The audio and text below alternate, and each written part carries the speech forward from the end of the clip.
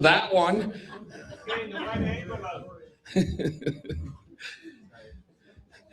You mean I should be doing that then? Yeah!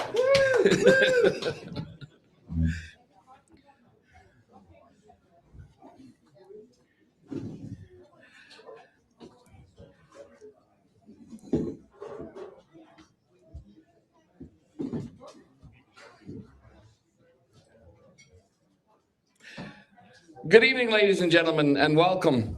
I hope everybody got themselves all fed up. I know I did. Like I said, they'll be putting the leftover pierogies into takeaway containers, and for a donation, you can take some home and you can have them for lunch tomorrow or the next day. Or if you take enough of them home, you might not have to cook for the rest of the month. Before we get started, a couple of housekeeping items. Your emergency exits are to the side and to the rear. And every time I do that, I feel like a flight attendant. And the bathrooms are just out in the hallway there. There'll be actually 5 speakers tonight, and then a round of question and answers. I ask that you hold your questions until all the speakers have been through. And we spend more time on the question and answers than we do on the speeches. So I've already told each speaker to cut her down even more to about 8 minutes. And believe me, if you see me in the back going, they've gone way long.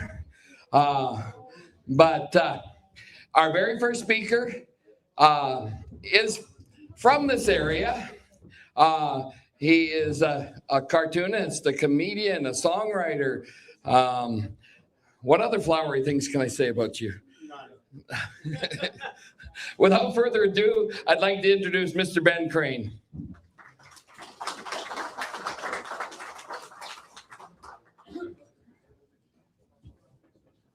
Well, thank you. And how in the world are you, neighbor? That sounds good. Hey, I really appreciate you guys coming out here tonight.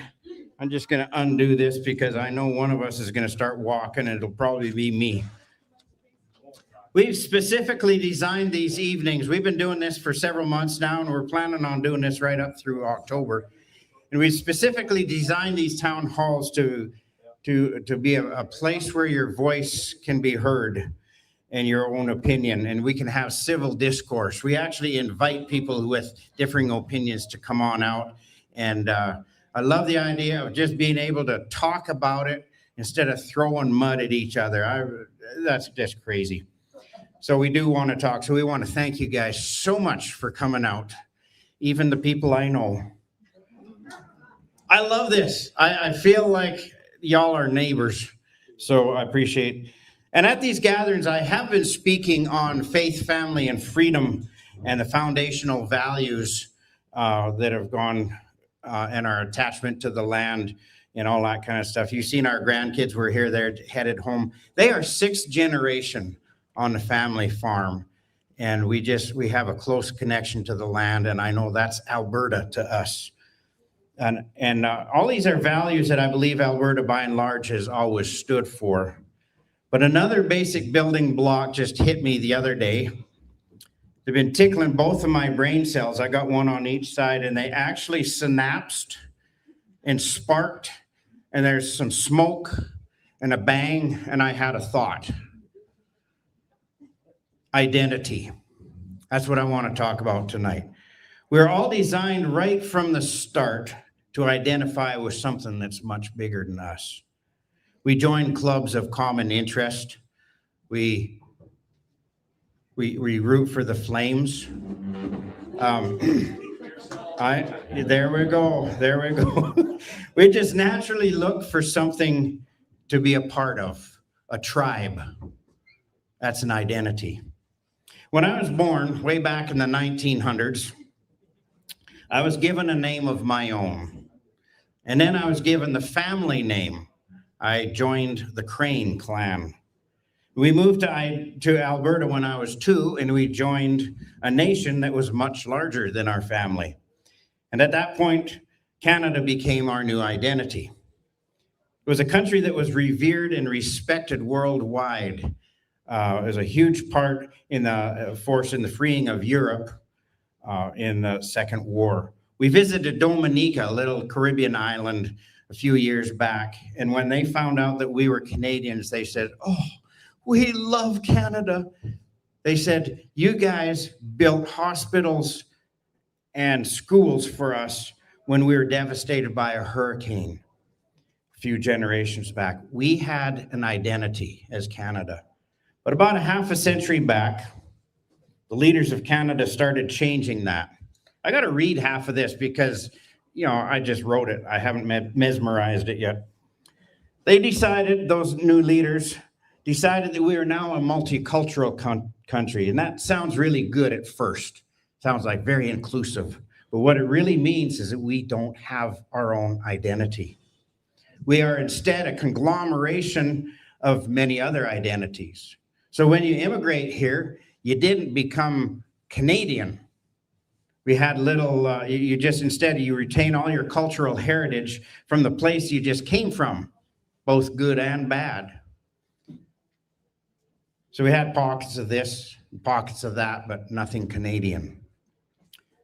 Fast forward to the last couple decades, and we see mass immigration forced upon the provinces from Alberta or from Ottawa, with the intention, according to documents obtained by Juno News, to salt conservative voting areas with liberal voters. Give the people everything and they'll vote for you. We'll erase our old identity. Ottawa has also aligned itself with global governance. Gotta love that. And our PM's famous New World Order, which ironically, I laugh at this every time because that is in direct opposition to his big talk of Canada as a strong sovereign nation. It's just, you don't have that if you're in a global deal here. I think that's kind of funny. And global single world governance ideology states that borders are the cause of human strife. Get rid of these pesky borders, you get rid of the strife, everybody suddenly is just loving each other. It's utopia. But I suggest the opposite. Being human is the cause of the problem with human strife. And borders protect us from one group of people invading and obliterating another that holds different opinions. Borders help protect our identity, but also helps us to respect those who have a different identity. Getting the idea here that identity is actually a big thing. Ottawa has also signaled its intention to sever ties with the US, our largest trading partner and ally, and whom we share the longest unprotected border in the entire world, in favor of a cozy relationship and alignment with communist China. It's openly adopted woke ideologies and the climate change catastrophe agenda. In short, Ottawa has completely canceled its historic identity.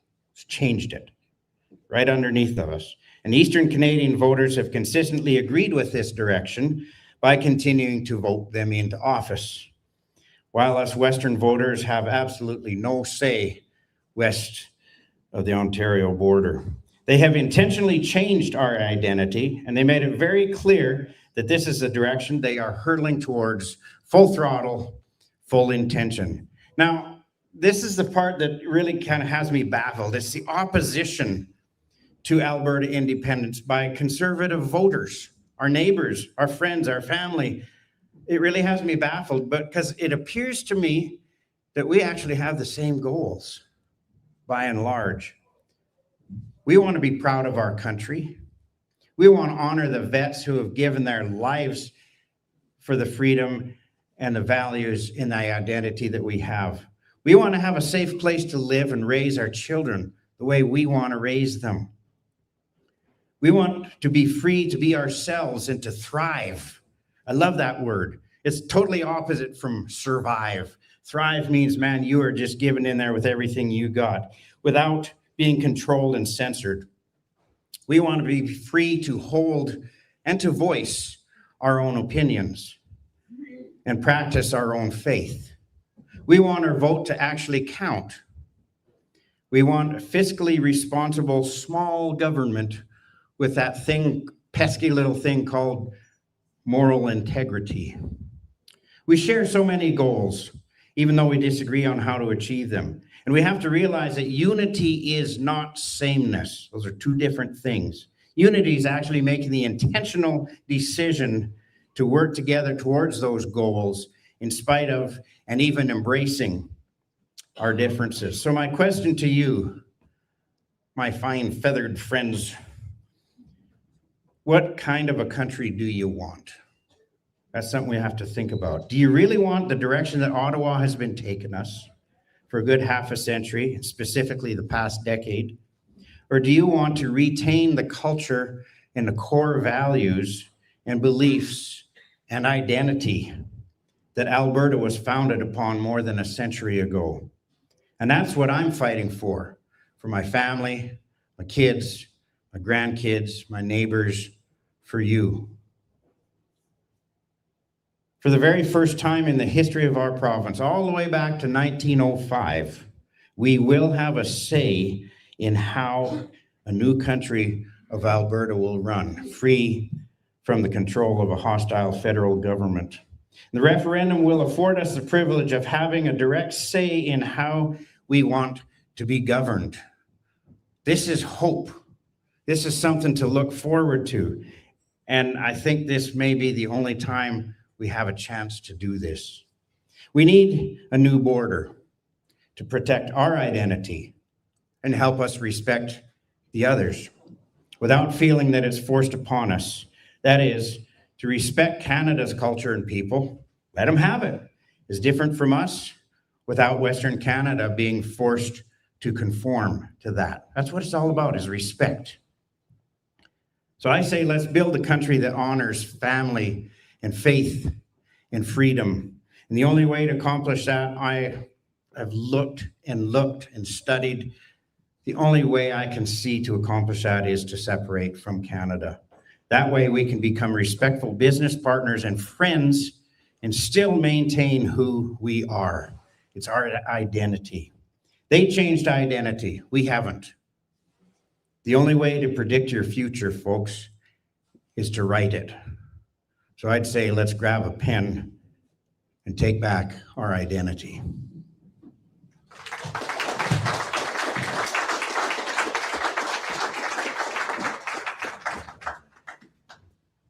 Well, thank you.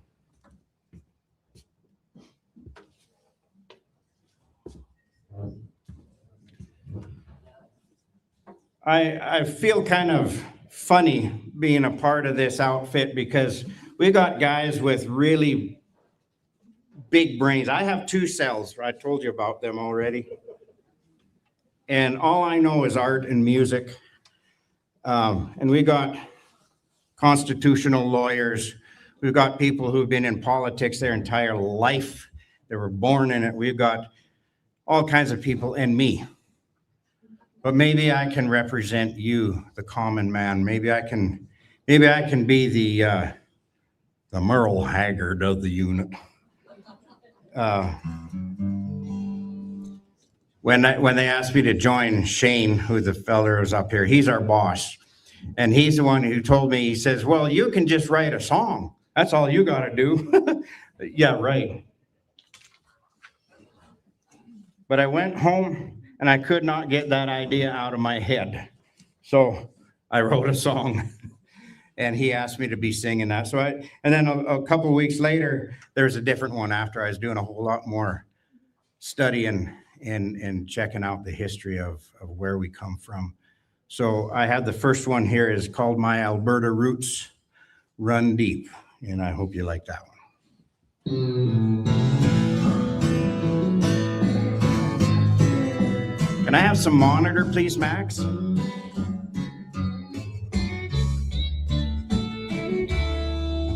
The only life I know goes back 100 years, steeped in deep tradition of blood and sweat and tears. The value of hard work, common sense, hope and truth, family and freedom, and the value of our youth. What makes me want to hold on to what I know is right, and in the face of opposition, stand my ground and fight.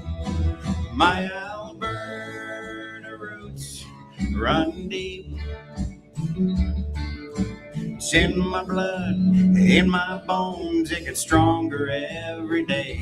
And when somebody tries to move in and take it all away, I just draw a line there in the sand, stand my ground and say, my Alberta roots run deep.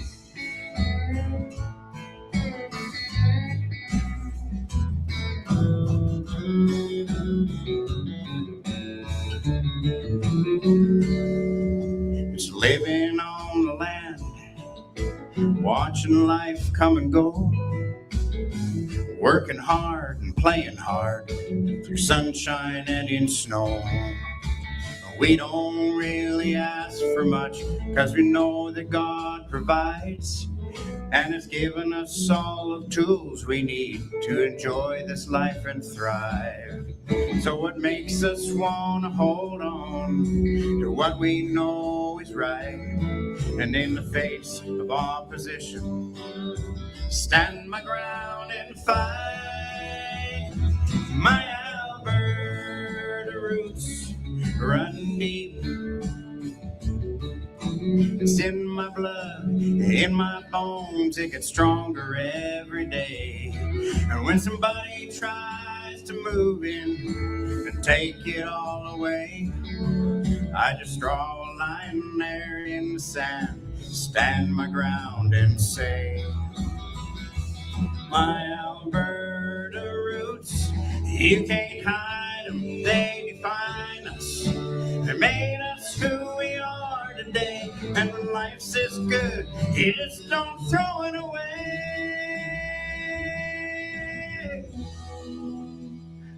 'Cause my Alberta roots run deep.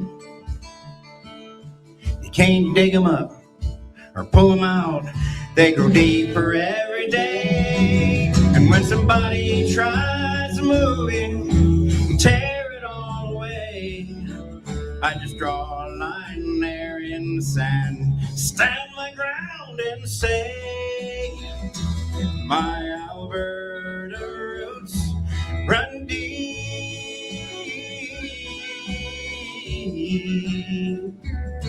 run deep.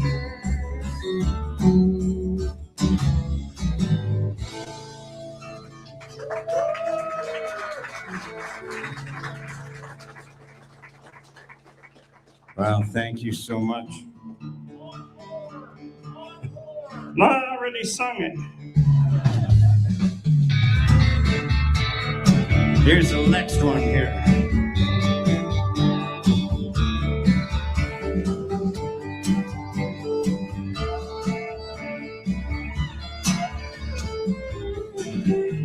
No, we didn't ask to be brought here back in 1905.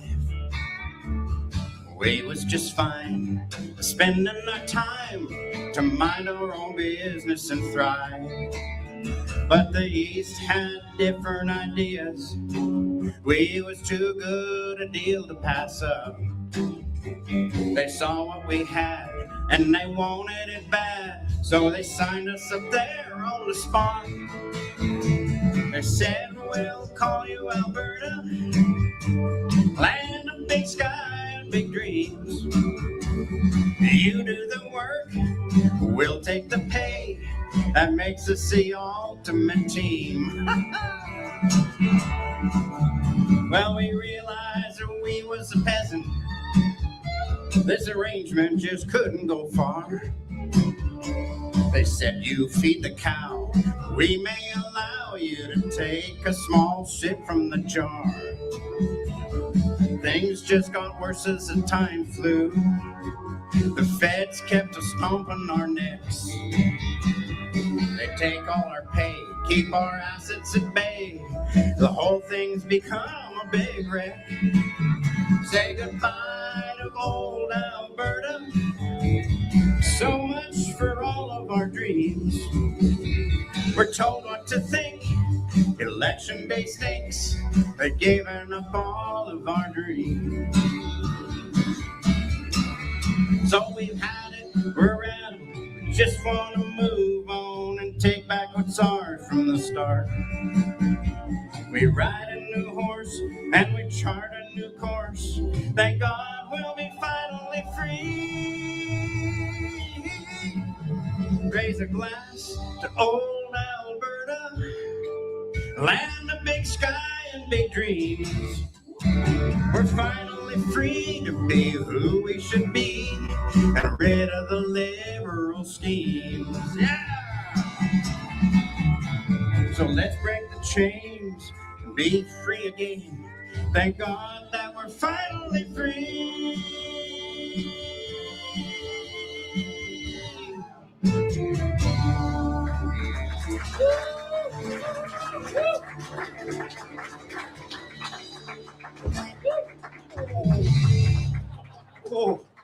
Oh.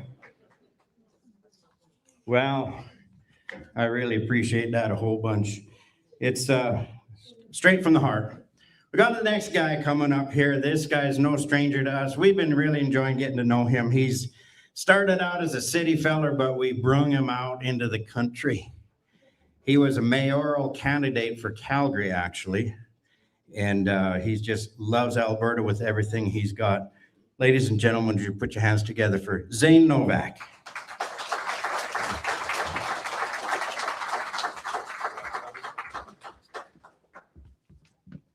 Thank you, Ben. And also, you can go to, thank you, Max. Ben Crane, that's, missed a spot. Is all 6 of my hairs okay? Remaining hairs. Yeah, you can go to bencrane.com. You can, it costs a couple bucks, but you can download those songs. You can play them, support him, get them to go viral. Let's get more playtime. And thank you again, Ben, for doing an amazing job. The ironic thing is I'm not really an urban person. I was born in Lloydminster, grew up in rural Saskatchewan, lived many, many, many places, but I did live in Calgary for quite some time and got involved very much with the community, a lot of charity work, sat in a lot of boards of fair-sized charitable groups, and that brought me into contact with municipal politics, provincial politics, federal politics, and it disgusted me.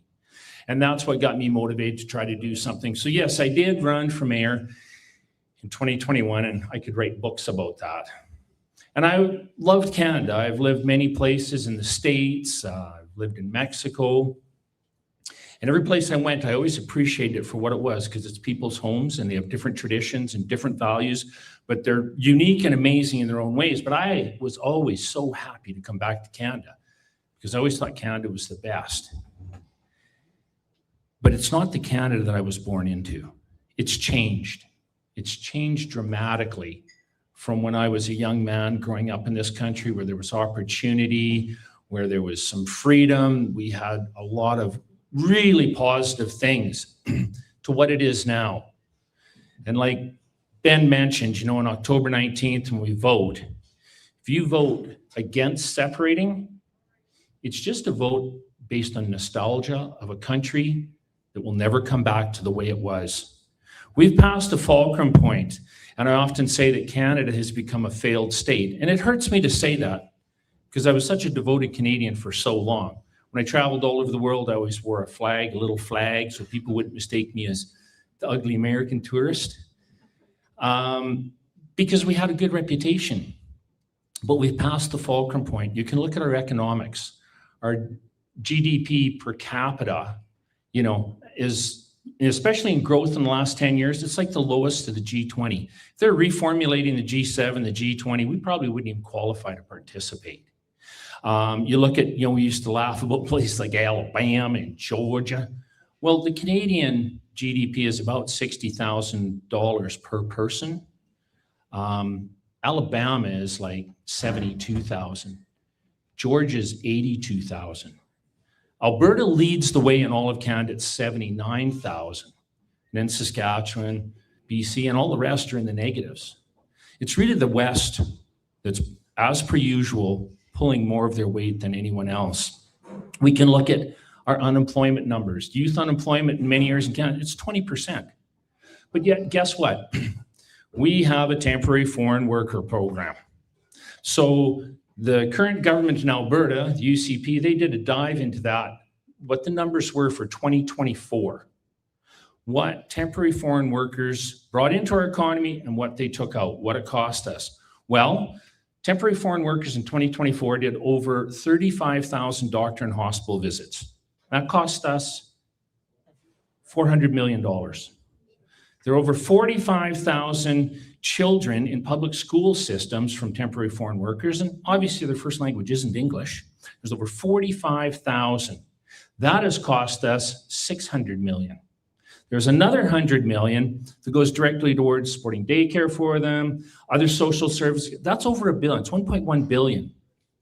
But what did the numbers show that it brought in? $150 million. I mean, we're out of pocket $850 million. Am I like that electric that I'm lighting this room up and dimming it?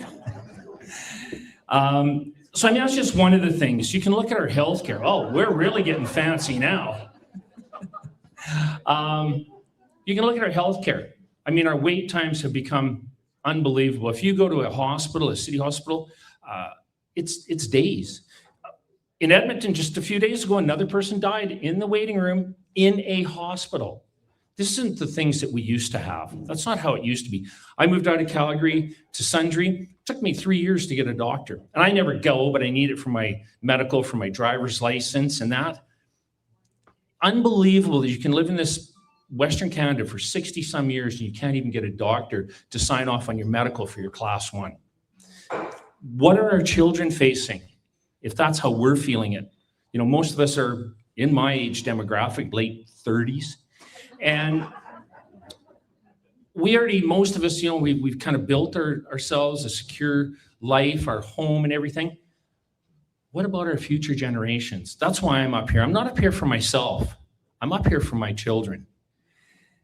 When we see things like our military, you know, there's been in the news a lot lately about our military. Do you know that there are over 10,000 more registered real estate agents in the Greater Toronto area than there are in the entire employment of the Canadian National Defence, including Army, Navy, and Air Force?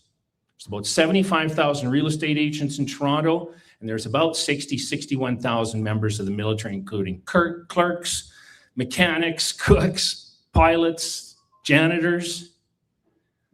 We can't defend ourselves. We can't look after ourselves. And in fact, 2 weeks ago, Carney announced that he was giving $40 million to Lebanon to rebuild, $120 million to Sudan. And at the exact same time, the exact same week, he made an announcement to all of the deployed troops, Canadian troops all over the world, that their monthly live-away allowance dropped from $2,500 to $1,500.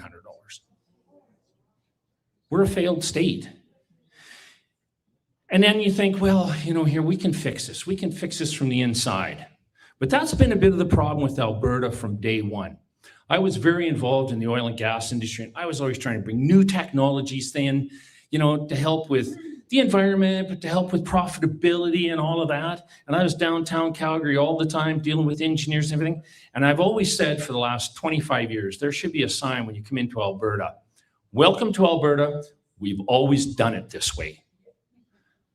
And that's how we've been. We've been apathetic. You know, we've been in this since 1905. And by the way, we and Saskatchewan are the only two provinces that didn't get to negotiate our way into the Confederation.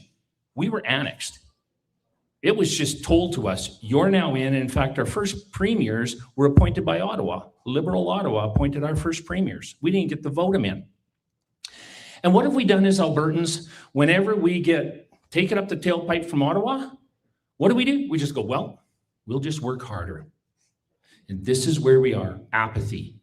We just keep doing the same thing and expecting a different result. Well, this is our one chance in a lifetime to do something different and to make a difference.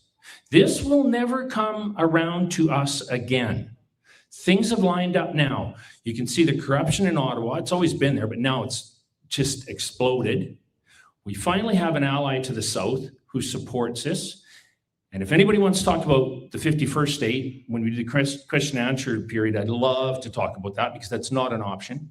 We're not going to be the 51st state of the US. But we do need a strong ally. There is going to be a referendum question on the 19th, and it'll be clearer tomorrow because lots was said in the ledge today about it. We'll have probably a clear definition tomorrow of exactly what that'll look like. But just keep in mind, I'm actually going to take 2 more minutes because everything I've talked about is pretty negative, right? And we see that every day. In fact, I don't even like scrolling on my phone anymore. But imagine when we separate, the benefits that we will have. You know, we won't have the $23 to $27 billion a year transfer payment. And Tanya Clements does an amazing job of describing that. It works out to about $6,000 for every man, woman, and child in this province.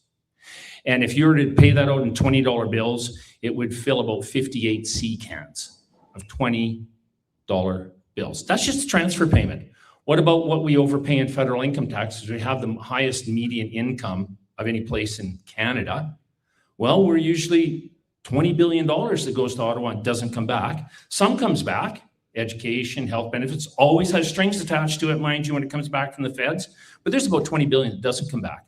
Then look at our CPP. We hear all these horror stories. Oh, people are so scared. If we separate or get our own pension plan, they're going to lose a Canadian pension plan, on and on. Those are all fallacies. They cannot take it away from you. That is yours. That is constitutional. Same with citizenship. Same with passport. Carney has 3 or 4. They cannot attack any of those.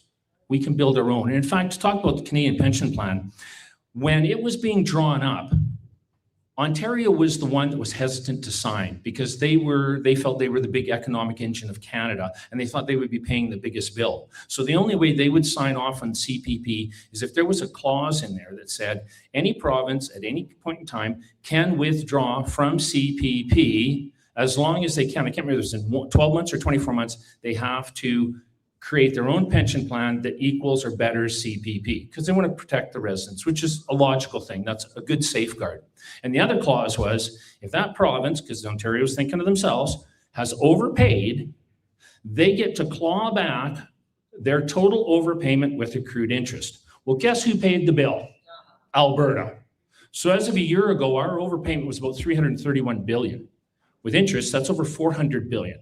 Huge negotiating stake for us when we separate. Right now, as of today, we typically collect about $9 to $10 billion CPP deductions, but we only get paid $6 billion back. So right now, every year, we're paying 150%.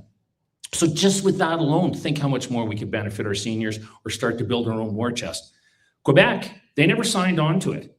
They did their own, and they have a war fund of about $500 billion that pays to 2.2 million people. Canadian pension plan, we have about $700 million in reserves. The service is 6.6 million people. So we'd be so much better off. There are so many other things we can talk about. The fact that we overpay into unemployment insurance, our transfer payments, our education, all these different things that when we are separated, we will just have such vastly greater wealth than what we have right now. Just remember, October 19th, the stars will never line up again as well as they do right now for us to make this decision about our future. Okay, that's enough out of me. Vicky Bayford, which I think probably everybody knows because she's been so involved in the political scene for years. Vicky, come on up, please.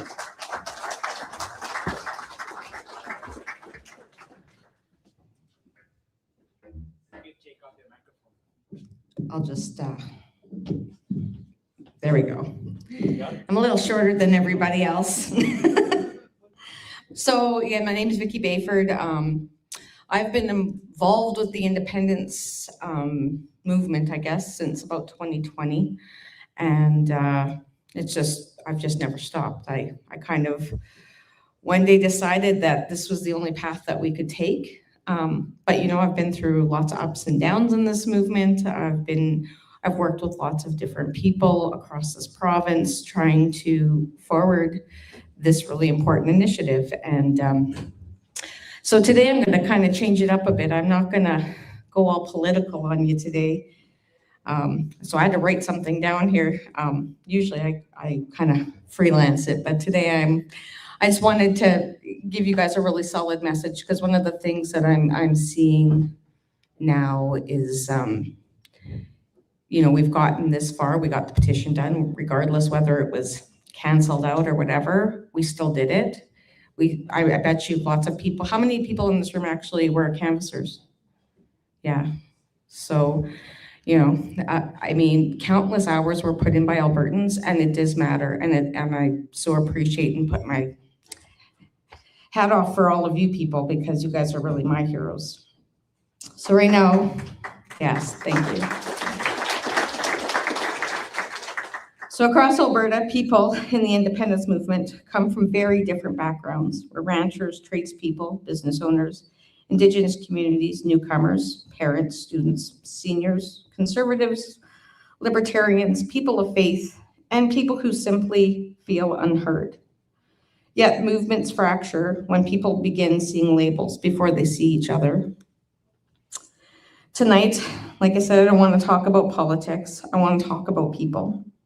Because before there's a movement, before there is a referendum, before there is legislation, before there is even a constitution, there are human beings. And somewhere along the way, we have forgotten how to see each other that way. We live in a time where labels have become more important than character. People are sorted into categories before they can even speak. Conservative, progressive, rural, urban, vaccinated, unvaccinated, Christian, atheist, oil worker, environmental activist, native born, or an immigrant. And once those labels are attached, too many people stop listening. We assume motives, we assume beliefs, and we assume enemies. But movements do not survive on assumptions. They only survive on trust. And trust only exists when people feel seen, heard, respected, and valued. If Alberta is ever going to build something meaningful, and especially a new independent Republic of Alberta, we cannot build it by turning Albertans into opposing tribes. We cannot become the very thing we are saying we are fighting against. A real grassroots movement must be bigger than anger. It must be bigger than algorithms. It must be bigger than outrage. It must be rooted in human dignity. Because the truth is this, most Albertans want the same core things, not identical lives, not identical beliefs, but similar hopes. We all want security for our families. We all want affordable lives. We want meaningful work. We want our children to have opportunity. We want honest government and transparency. We want freedom paired with responsibility. We want communities where people help each other instead of fear each other. We want healthcare that works, education that prepares children for a life instead of ideology. We want laws applied fairly, and above all, we want a voice in the decisions that shape our future. These are not radical desires. These are human desires. And if we start here, and not with labels, not with ideology, but with shared human needs and experiences, something powerful can begin to happen. People stop becoming enemies. They start becoming neighbors again. And that matters because a successful movement cannot just be politically strong. It has to be socially strong. A movement divided into purity tests, internal feuds, and endless suspicion will collapse under its own weight. History proves this. Every major movement that succeeded learned how to unite imperfect people around shared principles. They were not in total agreement, they just had shared principles. That is the key. Because unity does not mean sameness. I'd steal that, sorry. I love it. There we go. It means agreeing on foundational values strong enough to hold different people together. And that is where the conversation about a constitution becomes important. A constitution is not just a legal document. At its best, a constitution is a shared promise. It says, "These are the freedoms we will protect. These are the powers government cannot abuse. These are the rights every person possesses simply because they are human. These are the responsibilities we owe one another. These are the rules that protect future generations from political swings and emotional moments." A healthy constitution is not written for one faction. It is written for the single mother in Calgary, the farmer near Red Deer, the oil worker in Fort McMurray, the small business owner in Medicine Hat, the Indigenous family seeking dignity and partnership, the immigrant family searching for opportunity and belonging. If we ever want to build a stronger Alberta, then the questions cannot simply be, what are we against? It must become, what are we building together? That is a much harder question, but it is also a much more mature one, because anger can ignite a movement, but only vision can sustain it.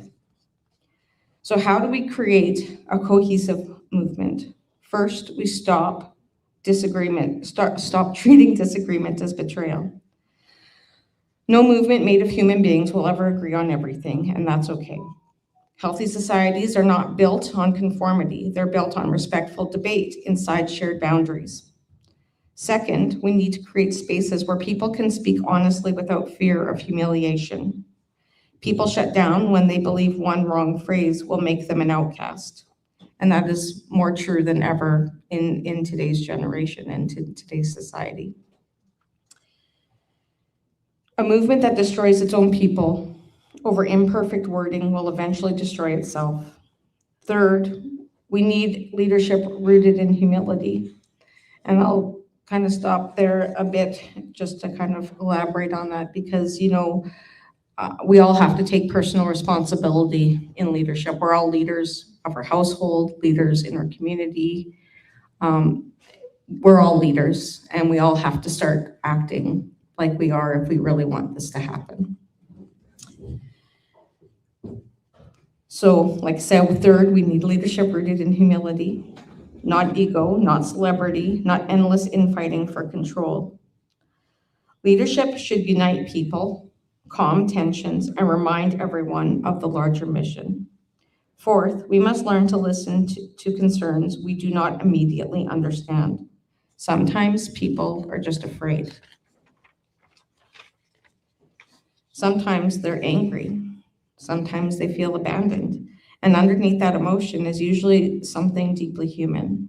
Fear of losing security, fear of losing identity, fear of losing community, fear of losing control over their own lives. If we only mock those fears, we deepen division. But if we acknowledge them honestly, we create connection. And finally, we need to define what kind of culture we want this movement to represent. Do we want bitterness, or do we want courage? Do we want vengeance, or do we want renewal?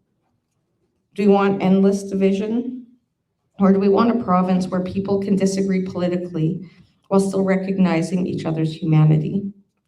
Because if Alberta is ever going to succeed in charting its own path, we will need more than policy. We will need social trust. We will need resilience, and we will need compassion. We will need a generation of people willing to put the future above their own pride. At the end of the day, movements fail when people become more committed to being right than being united.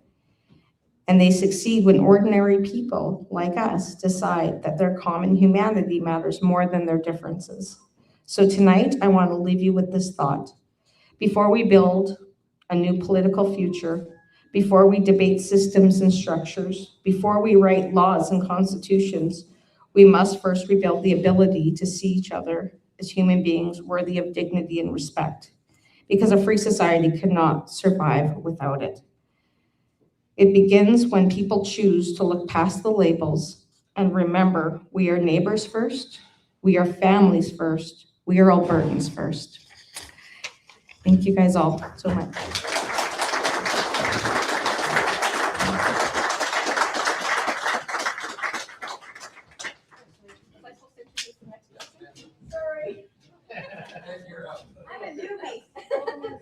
Oh, Ben's gonna talk.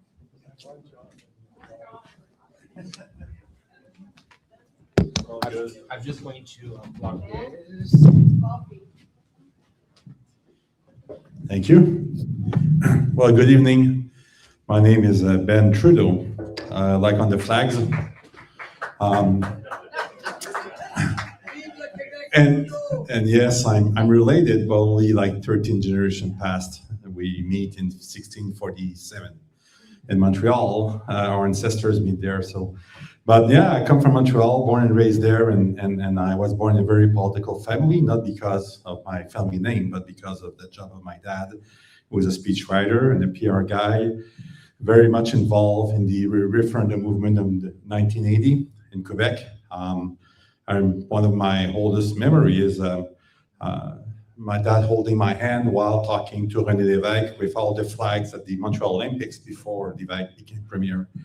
My dad, after that, wrote 6 of the 12 white books that became the foundation of what Quebec is today. So white books are books that are filed at the legislature that give a long-term vision.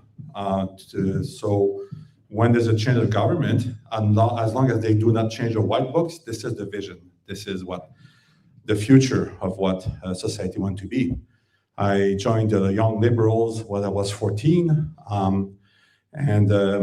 Liberals in Quebec are like the conservative, and there's no conservative. So when you're a bit more on the right-leaning, you were liberal at the time, and provincially speaking. And then here came the Lac-Meech Accord that failed in 1990, followed by a new negotiation between Robert Bourassa and Mulroney that led to the Charlottetown Accord, for which all Canada was asked to vote on in 1992, which campaign was which was my first electoral campaign. I was 20 years old, my first referendum campaign, and I was in the no camp, not to endorse the Charlottetown Accord, which then led, when we joined the no camp in our party, all the Young Liberals, we voted no, and the premier at the time, Robert Bourassa, uses his veto, and we decided to all leave the party. So we're 2,000 youth that left the party all at once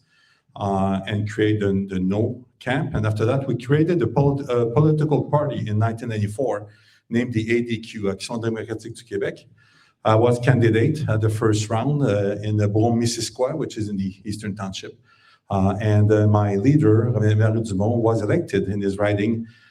We gathered 6.7% of all the votes at the September 1994 election when Parizeau was elected. And in Quebec, which is very unusual for Alberta and Alberta politics, when a party is elected, usually the party do what its member wants. And I say it's very unusual because Alberta has a different culture on that. Often the party don't do what their members want, and that's because Alberta has been conservative for so long, and often without any opposition. There's a culture under that dome, like that's a dome syndrome in Edmonton. There's that culture under that dome syndrome that you have to rule for all Albertans. Well, this is not how our system works. Our system works to rule for a political party, which are basically private clubs. And you do what your private clubs tells you to do first when you have majority. And then after that, if there's some more for those who didn't vote for you, well, then you take care of them. So fast forward, we were pushed in the 1995 referendum campaign, and the PQ and the Bloc missed 6.7% to win. So that put us in the seat of power. We're all young. Our leader was 24. I was 22.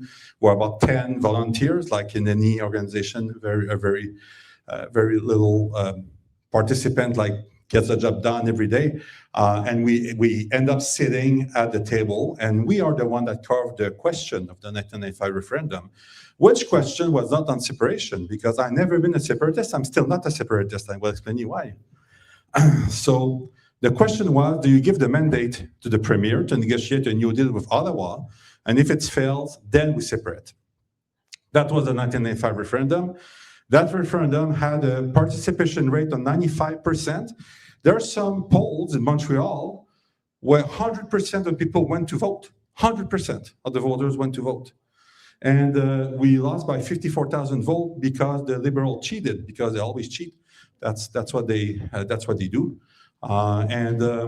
So when we lost the referendum, what did Quebec did? Quebec said, okay, you know what? We'll gain sovereignty within Canada.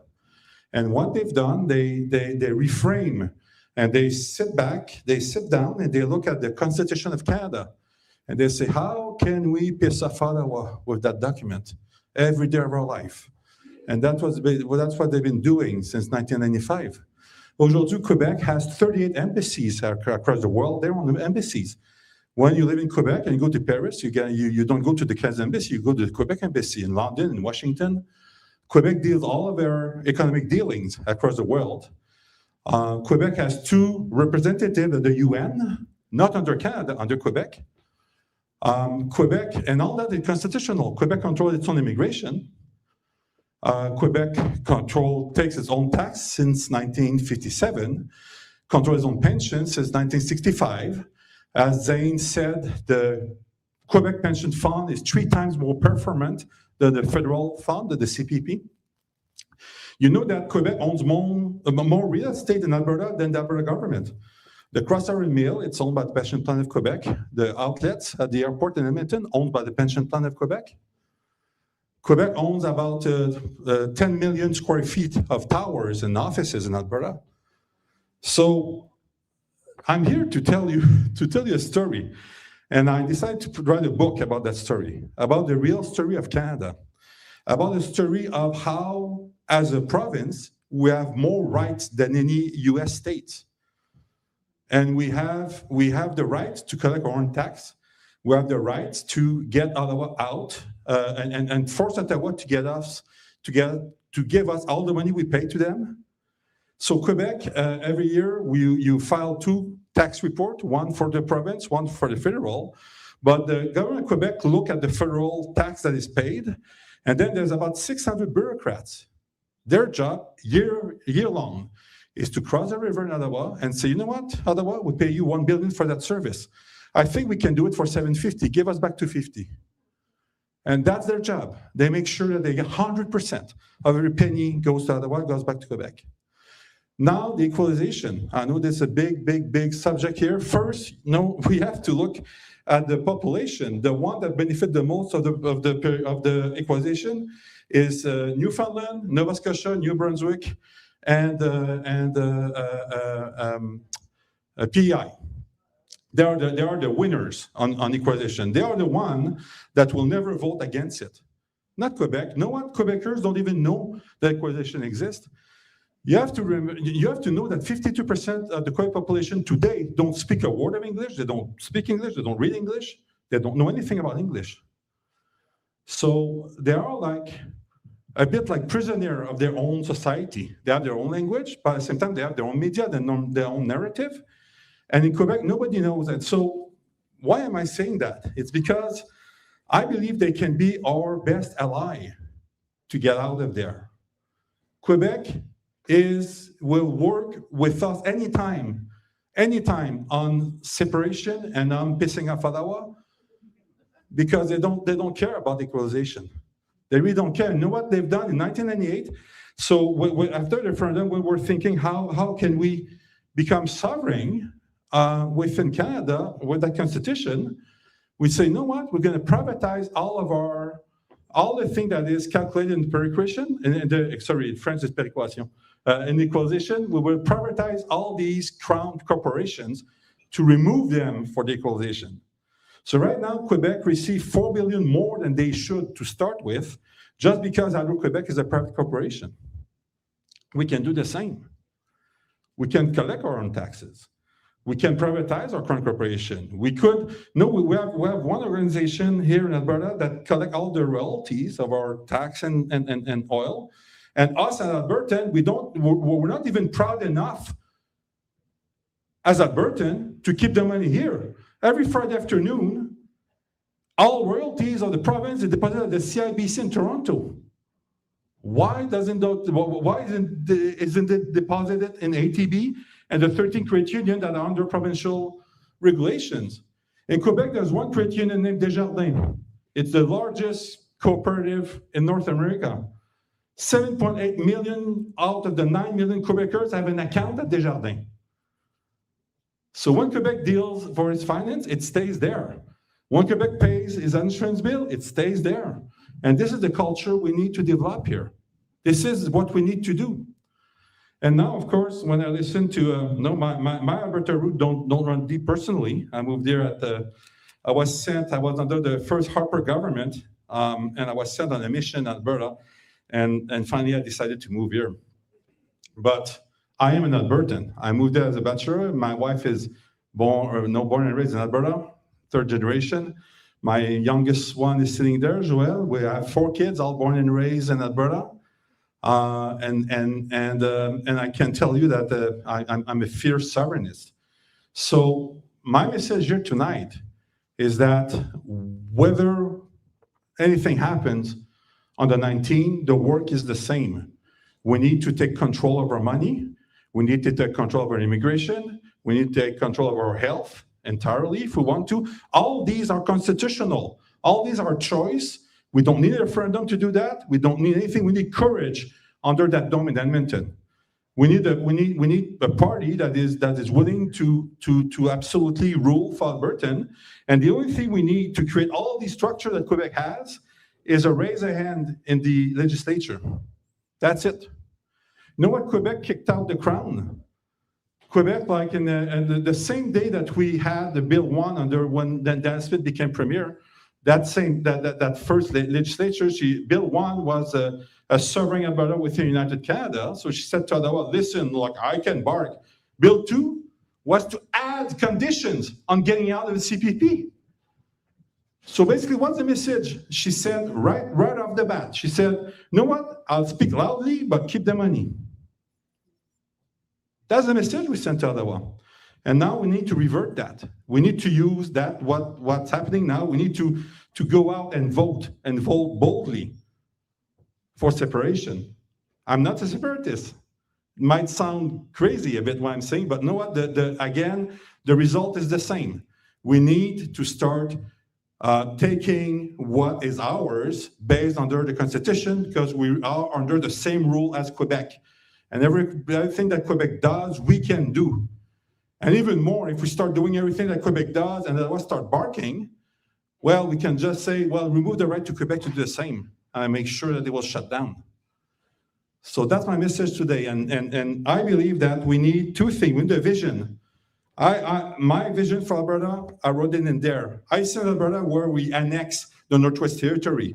And then we have access to Tide Rider and we bring our pipeline right up north to get it all out. Nothing can intervene if we do that. I have a vision for Alberta where we start keeping our money here. Where we start, our day-to-day money. A vision of Alberta where we create our own insurance to stop sending all our car insurance. We pay the highest premium in the country. And all that money goes to Quebec City, goes to Vancouver. And we need to determine what is an Albertan. I consider myself an Albertan. I moved there at 35 years old. I will tell you what I believe is an Albertan. Here, I developed 8 heartstrings of an Albertan. For me, an Albertan is somebody that has an enduring moral compass. Judeo-Christian values define our laws and identity. Number 2, we earn equality. We merit matters, not identity markers. Hands-off freedom, small government, stay in your lane. Pioneer grit, family-centered, self-reliant, property-respecting. Real leaders, real results. Builders, not spenders. Conviction, not corruption. Wise land guardianship, sustainable use by those who live here. Move or die accountability, self-reliance, personal responsibility. And proud Canadian Albertan, honor the past, defend the future. This is what I believe is an Albertan. So thank you. I invite you to buy my book at the table there. Thank you very much. So now I guess it's Chris, huh? Do you have to announce Chris or? What do we do if we don't get the opportunity to vote? We have We have the opportunity to vote. It's what happened. For sure, it's what happened.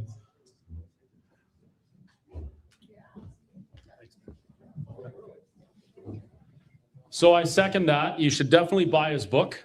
And no, he doesn't pay me a commission, but I will tell you that of all the books I've read on anything to do with sovereignty within this structure we call Canada, Ben's book has probably the broadest perspective on the matter from someone that's been closely involved in it for a lot longer than we've even been thinking about it. So, does anybody know what happened today? Well, we had pierogies, and that's what matters.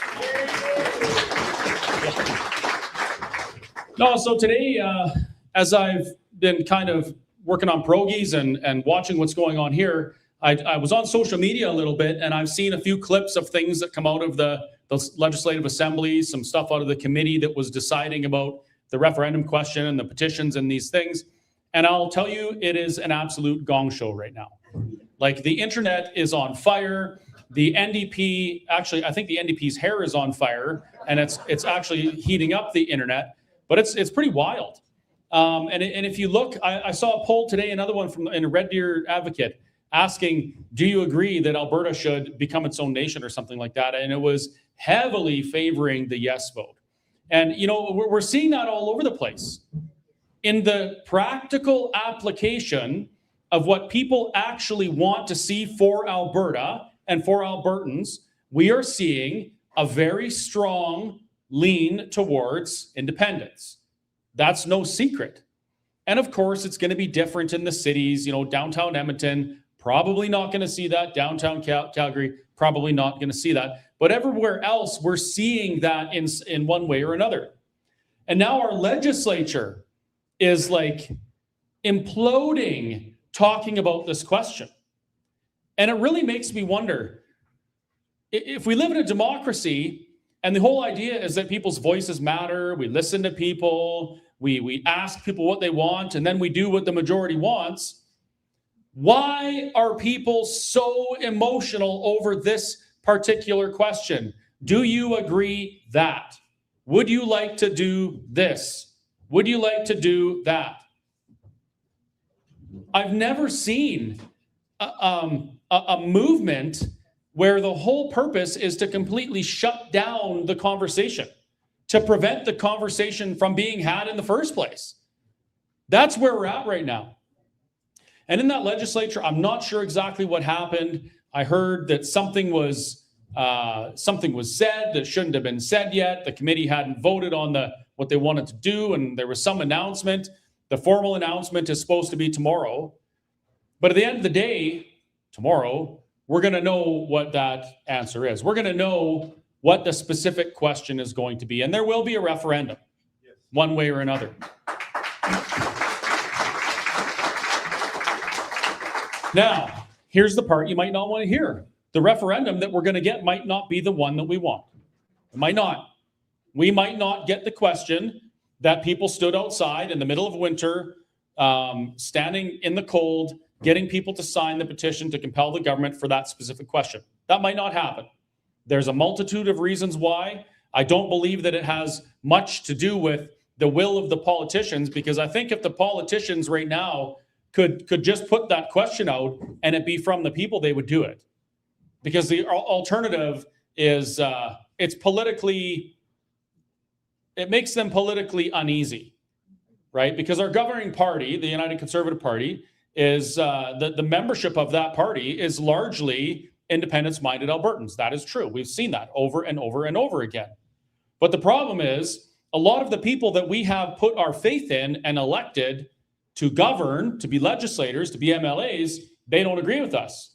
As a matter of fact, I think some of them actually hate us. We're making their lives a living hell right now because they're dealing with, all of this pressure from the opponents. And the opponents aren't just in a different political party. They're within their own party as well. And I tell you this not to be discouraging, but I want you to understand that we might not get exactly what we want. Is that the end of the world? No, it's not. It's not. All of these things that are happening, everything we've gone through well, I mean, in our entire lives, really, but I focus on the last kind of 6 years. Everything we've gone through has brought us to this point. Every mistake that's been made has brought us to this point. Every success has brought us to this point. If any one of those things, some of the things which were unpleasant, hadn't have happened, we would not be here. If the government hadn't tried to crush me and I hadn't decided I was going to stand up, I would not be here. If they just stopped trying to, quote, get me because I was making them look bad, that's in the court transcripts, by the way, you can look that up. If they had just stopped, I wouldn't be here speaking to you tonight. If my restaurant hadn't been chained up and I lost all of that, that time of doing business in the middle of the summer, I would not be here. And I'm telling you this because I want to prepare you for news that might not be exactly what you want. But I can tell you with 100% certainty that it is absolutely the perfect thing to happen. And it's what we need. There is a plan, and the plan is bigger than any of us. We don't understand it, we can't comprehend it, but I guarantee you it is the best plan. There isn't a better plan. No politician knows better.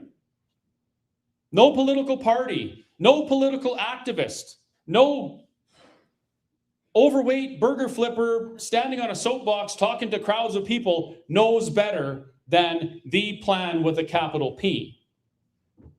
So no matter what news we get, we need to remember that all of these things, our wins and our losses, are bringing us to a place we're supposed to be.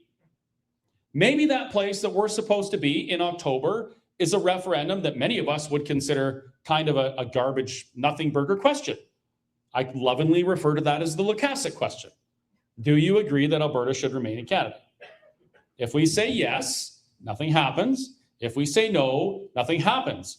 It's almost a waste of time, except that our politicians right now and those around them, the dirty bureaucrats that love the status quo, that would love for things to stay the same, they know that 300,000 and change people wanted something different, wanted a different question, I should say.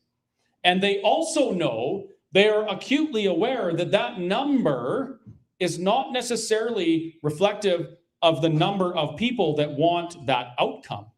Why? Because they are aware that in our political climate, in our time of cancel culture, some people are scared to do things like that. They don't want people to know that they're pushing back against the status quo because they're worried they'll freeze their bank accounts or put a chain on their business, or their neighbors will boycott them or something, or somebody will put out a cigarette on their face, right? People are scared. Our politicians know that what we did collectively over the last, whatever it is, 5 months to show that the will of Albertans was there, that there was, a political desire for this question on Alberta sovereignty, they know it's big. They see all these polls heavily favoring one side, which is the side that I would advocate for. They know. So this fall, if we happen to go into a referendum that has a question that we know is a nothing burger, I'll tell you right now, when we make sure that that question is answered based on the facts, based on reality, based on the truth that Alberta independence, Alberta sovereignty is not only necessary, but it is inevitable, our government will be thinking a little bit differently. And no, that doesn't mean we're going to immediately the next day start negotiating with the federal government. You know what it does mean? It means that we start doing more work. Aren't you glad that we get to do more work? It means that we start to have more conversations, have some consultations that would have been nice to have before. Start thinking about some of the things that my friend Ben tells us again and again and again about what it means to be sovereign. We all want Alberta sovereignty, I'm sure, most of us in this room. And actually, I should ask. I always forget to ask. How many people are here for the first meeting of this sort? Like, how many people are new to this type of thing? Awesome. Now, I should have asked this before, and I hope that there's some people in this camp, but is there anybody here who's actually opposed to the idea of Alberta sovereignty? Okay. I'm going to pretend that I'm opposed. Yes, Max, thank you very much.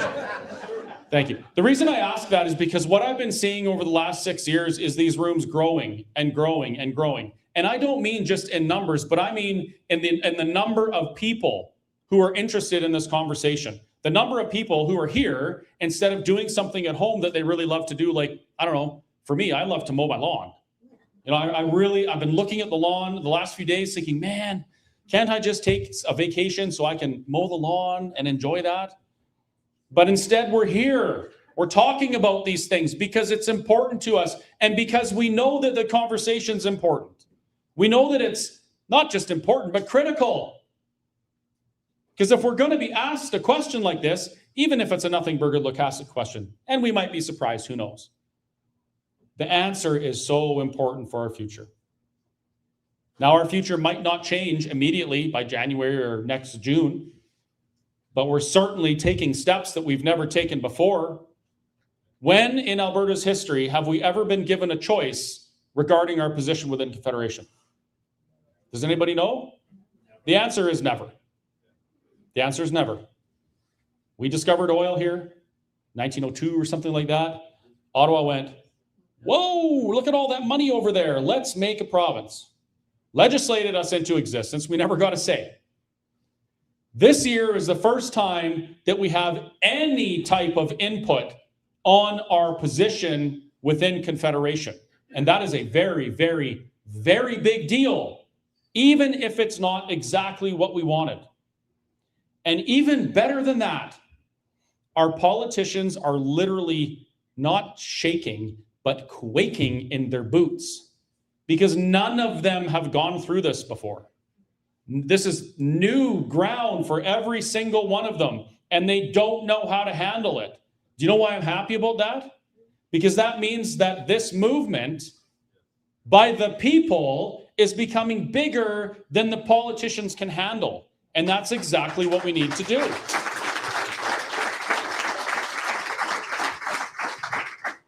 The chaos that's going on in the legislature, the heads that are literally, not literally, that's a liberal thing to say, the heads that are figuratively popping on the other side of this conversation because they just can't stand the fact that we're about to participate in democracy is music to my ears because it's different.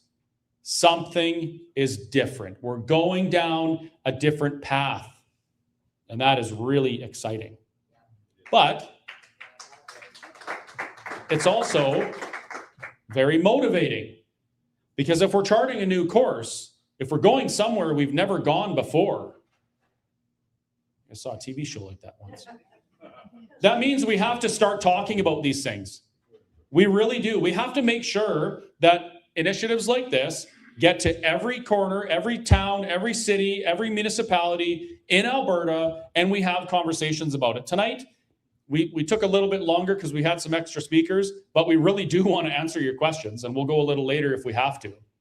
But we have to start having these conversations. There's a lot of people like me and like you maybe who are excited about this. There's a lot of people who are terrified. These are our friends, our neighbors, our family. There's people that often are referred to as opponents or enemies, right? The other political stripe. They're not our enemies. Yes. Ma'am, please. They're not our enemies. Every person that's on the other side of this conversation, even the ones that are calling us, what's the new word they use? Yeah, that one. That's a pretty cool word. I like it. Even them. They're not our enemies. They're actually our allies. We just haven't done the work to bring them there yet. Those NDP voters who actually, they want the same things as we do, kinda, except for the real extreme ones. They just think there's a different path. This is for them too. They are not our enemies, even though we joke about their heads exploding and hair lighting on fire. They are our allies in for the first time in Alberta's history, being able to chart our own course forward. Even them, they can't influence the policies that the federal government passes down or passes on us. Even they stand to benefit from even the increase in the availability of their voices within democracy. That is for them too.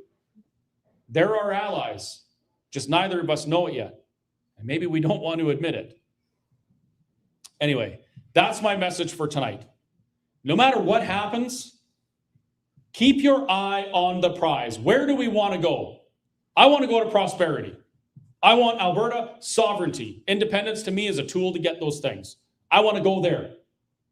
That's where I'm going.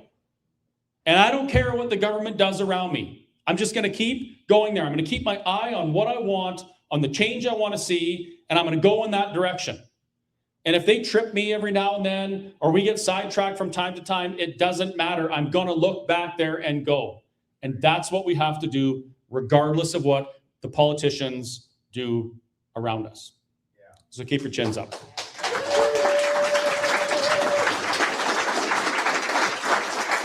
What's that? What? Oh, I just heard a Facebook comment telling me to keep all my chins up. So thank you for that. Okay, so what we're going to do is we're going to break for, I say 5 minutes, I say 10 minutes. It doesn't matter because you guys are like herding goats, by the way. We're going to be about 10 minutes, take a break, grab a coffee. There's some coffee over there, grab a water. We're going to come back for the Q&A, and we're going to rapid fire the Q&A. We're going to get through as many as we can because we took so much time speaking. So thank you very much. See you in 10 minutes.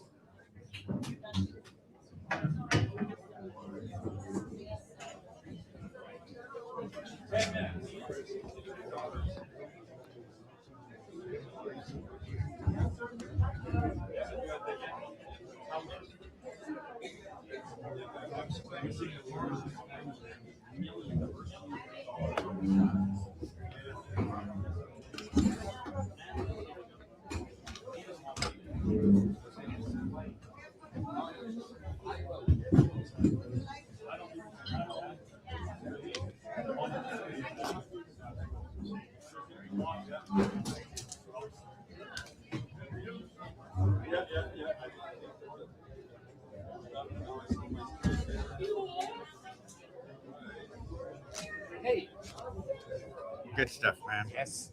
So how many speakers will have total? 5. Then you need the 2 mics. I got 2. Yeah. Two will be fine.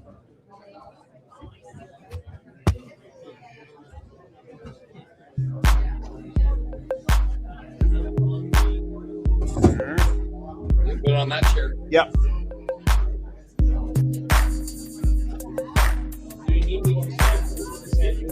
Let me spread them apart different here.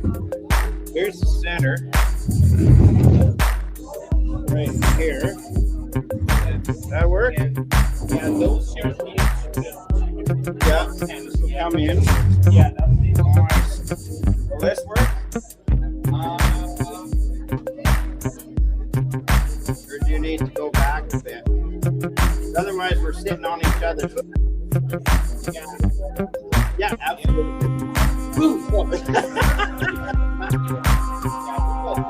Yeah.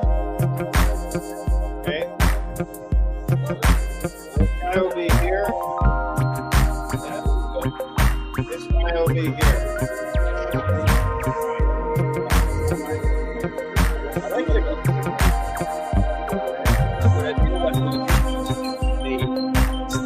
$5 Yes. There we go. And bring him in any angle. That's good. Yep.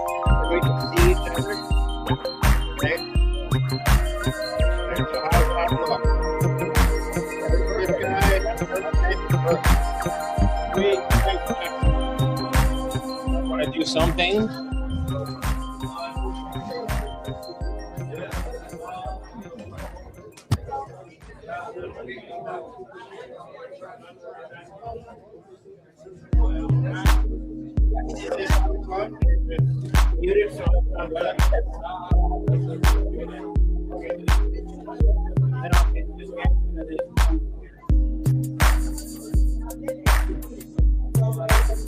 That's why I like those things.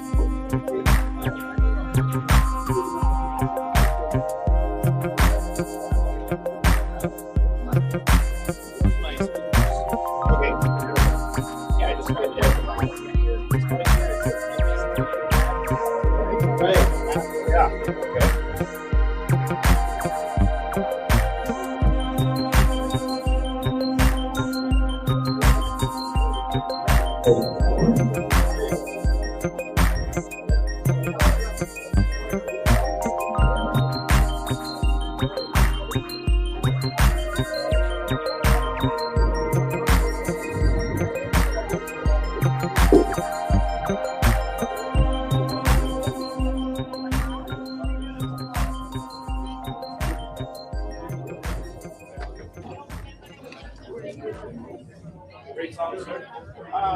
Great songs. I already looked you up on YouTube.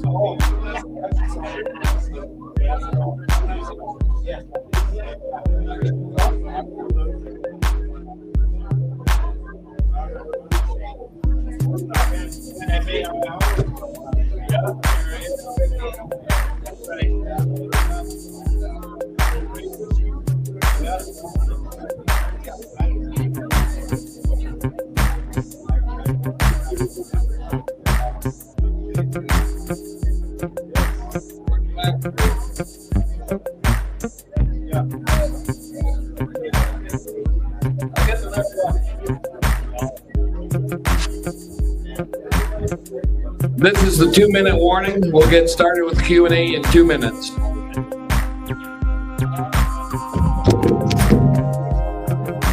If I don't trip and break my leg or the mic.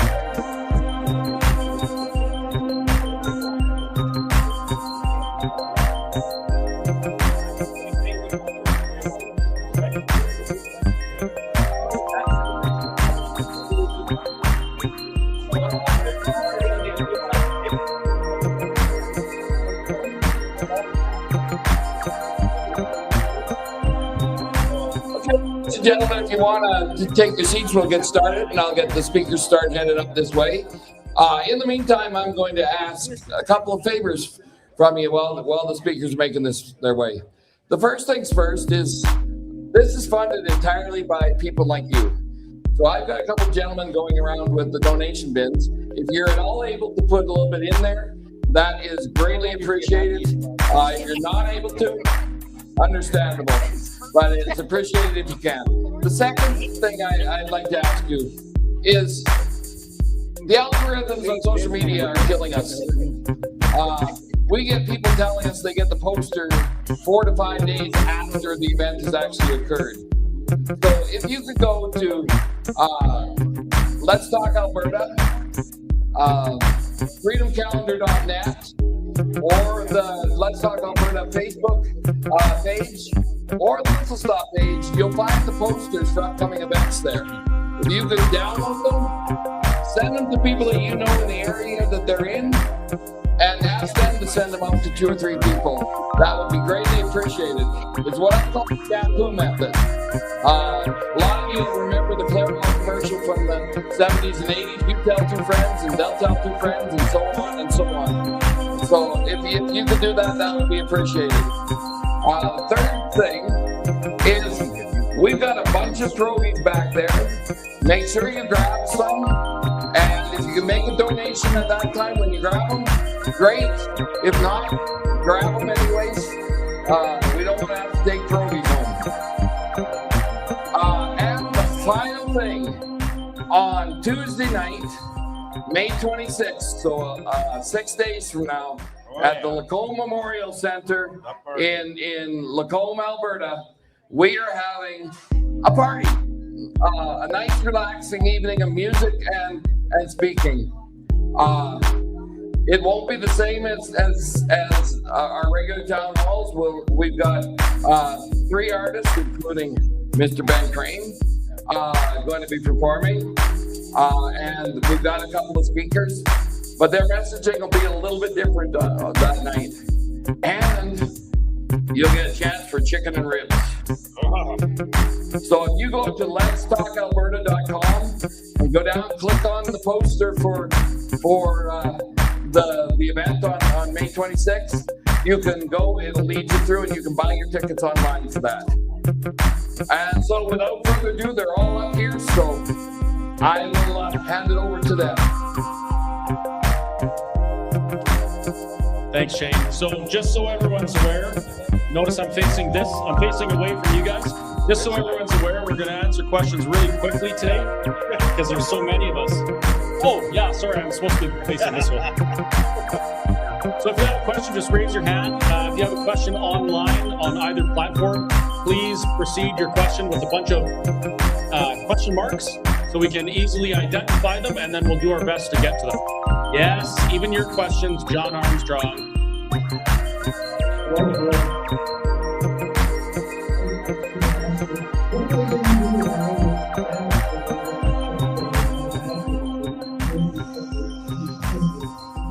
I guess I can spend it in Saskatchewan or BC. Well, in order for me to answer that question, I first need your address. Bag numbers.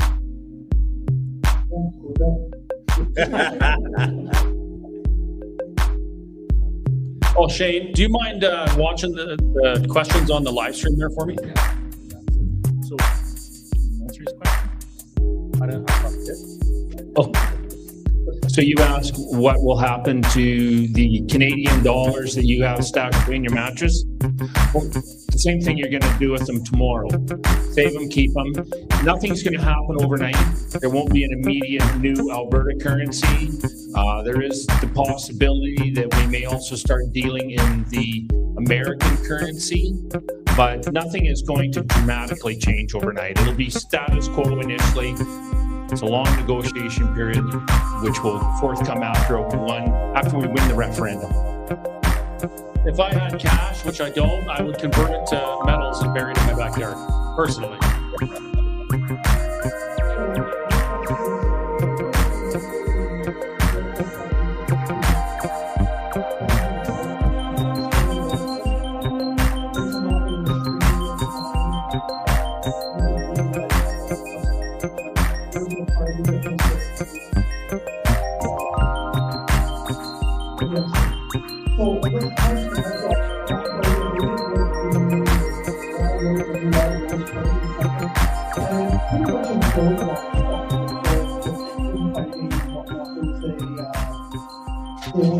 MLA that had decided that he was going to take over part of it. And what are we going to do to keep that from happening with this?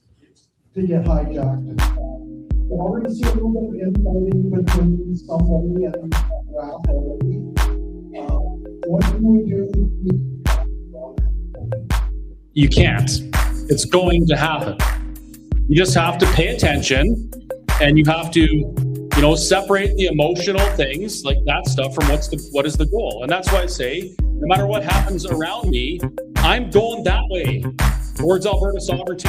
There's going to be there are people saying stuff about me, like they're calling me down and saying I'm doing things which I'm not, and whatever, they can say those things. Maybe I'll deal with them, maybe I won't, but I'm going that way. And with the political parties, that's always going to happen. As a matter of fact, if you're talking about Wild Rose, we still have Wild Rose. It's just absorbed within the UCP, and it's been a constant battle the entire time, right? Yeah, you're talking about the Wild Rose Independent Party, and it's yes, independence-minded people are very independent, and they have a hard time getting past certain things. Back then, I was actually one of the people that said, hey, if we can get you guys all together and on the same page, pushing towards this goal of Alberta sovereignty, we can make some real headway here. And we just couldn't. There was little things, Vicky will tell you, there was little things that were in the way for each group, and they just couldn't get past them. They weren't aligned on things, and it never worked. But that was politics. This is different. This is what politics can't control. The people getting together in rooms, creating a movement that they can't ignore. That's why we're doing it this way.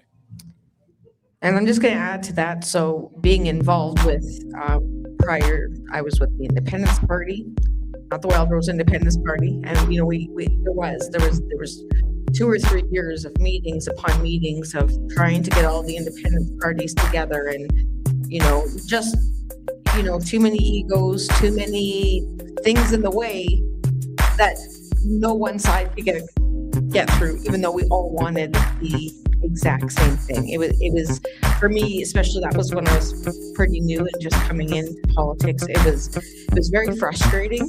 But like I said, over this last 2 years where I've been, being more on the grassroots side, working and volunteering with APP and, other advocacy groups, can't say that word. I noticed that we are far more powerful as a grassroots movement than we could ever be in a political engine. Now, saying that, it's not, we are at one point in time are eventually going to need political support to push this over the finish line. But for now, we have to take individual responsibility. And like Chris said, keep your eye on the target. If you start seeing infighting up here with leaders or whatever, ignore it. Just keep passing out pamphlets, keep talking to your neighbors, keep going to events, keep inviting your friends, more importantly, that aren't sure yet, and just keep having the conversation in the most best respectful way. Be the influencer in your community. That is the best way we're going to get this to the finish line, and then we're going to need some political clout to get us over that line. But for now, let's just keep growing this movement at this level, because that's where our power is right now.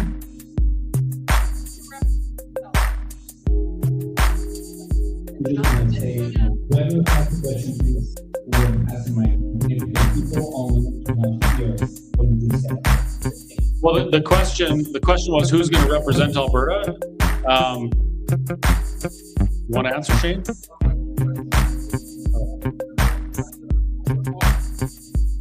It's been on the whole time. Oh boy. Go into media assets and scroll down to the bottom, and you can just click that pause button. Sorry. So who's going to represent us? Whoever we choose. That doesn't change. There we go. Yeah, it could be Ben Crane. I hope it's Ben Crane, but it'll be whoever we choose. Direction for advertising, for propaganda of our kind. Like tonight, this is my first meeting that I've been able to make it out to, and I know what this neighborhood voted. I expected it was going to be a lineup to get in here. I expected it was going to be standing room only.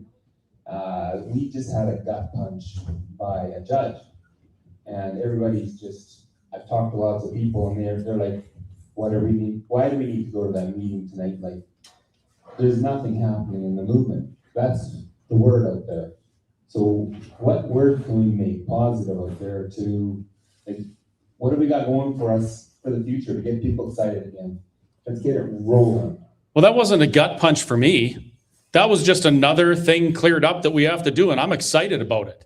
Like, this movement isn't stalled, it's not stopped, it's not squashed or anything like that. We've just identified one more hurdle that we need to overcome. We've identified one problem that we need to resolve. And it's not even a problem, it's actually an opportunity. What that judge said is that if Alberta wants to go down this path, they have to consult with First Nations. That's not a problem. That's actually a good thing. This is an excellent thing, an opportunity to actually get in a room with First Nations people and talk about why Alberta independence will benefit them more even than non-First Nations.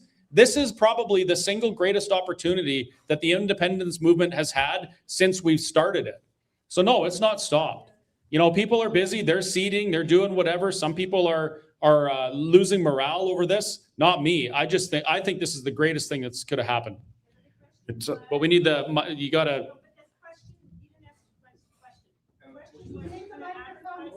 We're going to take the microphones to you, ma'am. Yeah. We need a microphone, ma'am. The question was, what type of advertising can we do besides these meetings? Like, what other things can we be doing? Because it seems like, and I agree, I think the momentum slowed down a little bit. And I was a canvasser. I saw it even during canvassing. Yeah. So the question is, what kind of advertising besides the meetings can we do to try and bring a different perception or a different type of, I don't know, a goal or not goal. Yeah, I understand. Yeah, sorry. The advertising thing was followed with the saying that people aren't coming out because we're kind of slowed down or something. And that's more important to me. When you want to talk about advertising, that's exactly what Let's Talk Alberta wants to do. Yeah. Like, we're developing a network and a structure where we can deploy and organize and deploy Alberta, I guess we call them Alberta patriots who want to make change. So what we're doing is we have initiatives like pop-up booths. We have teams that we're building across the province, across Alberta, that will be at a farmer's market or a Big Valley Jamboree or whatever, just to talk to people. We have a group of people that are putting a couple couches and a fire pit on a trailer and driving around and parking it and having conversations with people. We're doing mail outs like those trifolds you saw there. We want to have community-led initiatives where people would print off something that we design in their community, go do a neighborhood mail out, put an ad in the paper, whatever. We understand that the advertising is important. However, advertising is incredibly expensive, like very expensive. I looked at what it would cost to send a trifold, mind you, to print and mail a trifold to all the houses in Alberta. It's $800,000. It is not cheap. So we want to advertise. We don't have a whole bunch of money. We need help to do it. And that's kind of where you folks come in. Well, just for you to note, if you want to reach all Albertans, a campaign to reach all Albertans in 6-month period, it's $14 to $18 million. So that's why it's hard to do campaign without money. And I'd just like to say that, Judge, with the gut punch, I think if anybody's paying attention, that just goes to show how one person from New Brunswick who was appointed by a Liberal government can stifle a Democratic voice. Yeah, that's a good point, Wade. And I do want to point out that when I talk about us advertising, we're not advertising referendum outcome. We're not advertising political party or politician. We're advertising having a conversation with people, getting people in a room and listening to what the concerns they have around the things that are going on in Alberta. That's what we are doing. That's what we want to advertise. It's all about talking to people and educating people as to the reality of where we're going. This is a question for Ben, or if anyone wants to add on, that'll be great. I do spend a lot of time with you, and your book has a lot of information and answers, but what can Alberta do and Albertans do to have a better and greater outcome than Quebec? There's a shift in the political culture in this province that needs to happen. We need to, I don't know how, and maybe that movement will give birth to these new breed of politicians that do and never ask for forgiveness, and do like Quebec, like act first, and if otherwise not happy, they can sue. You know what? In Quebec, there's a law protecting the French language, Bill 101, that was put in 1979. They are right now at the fifth time that the Supreme Court of Canada struck it down. And instead of saying, "Oh no, the Supreme Court said that," know what Quebec does? They change a couple of sentences, and they put it back on, and then sue us again. We're at 50 years around the Supreme Court. 4 times been put down. Right now, it's still in court. 50 years that law has been on. So this is the type of attitude we need to have to Ottawa. We are the boss, not them.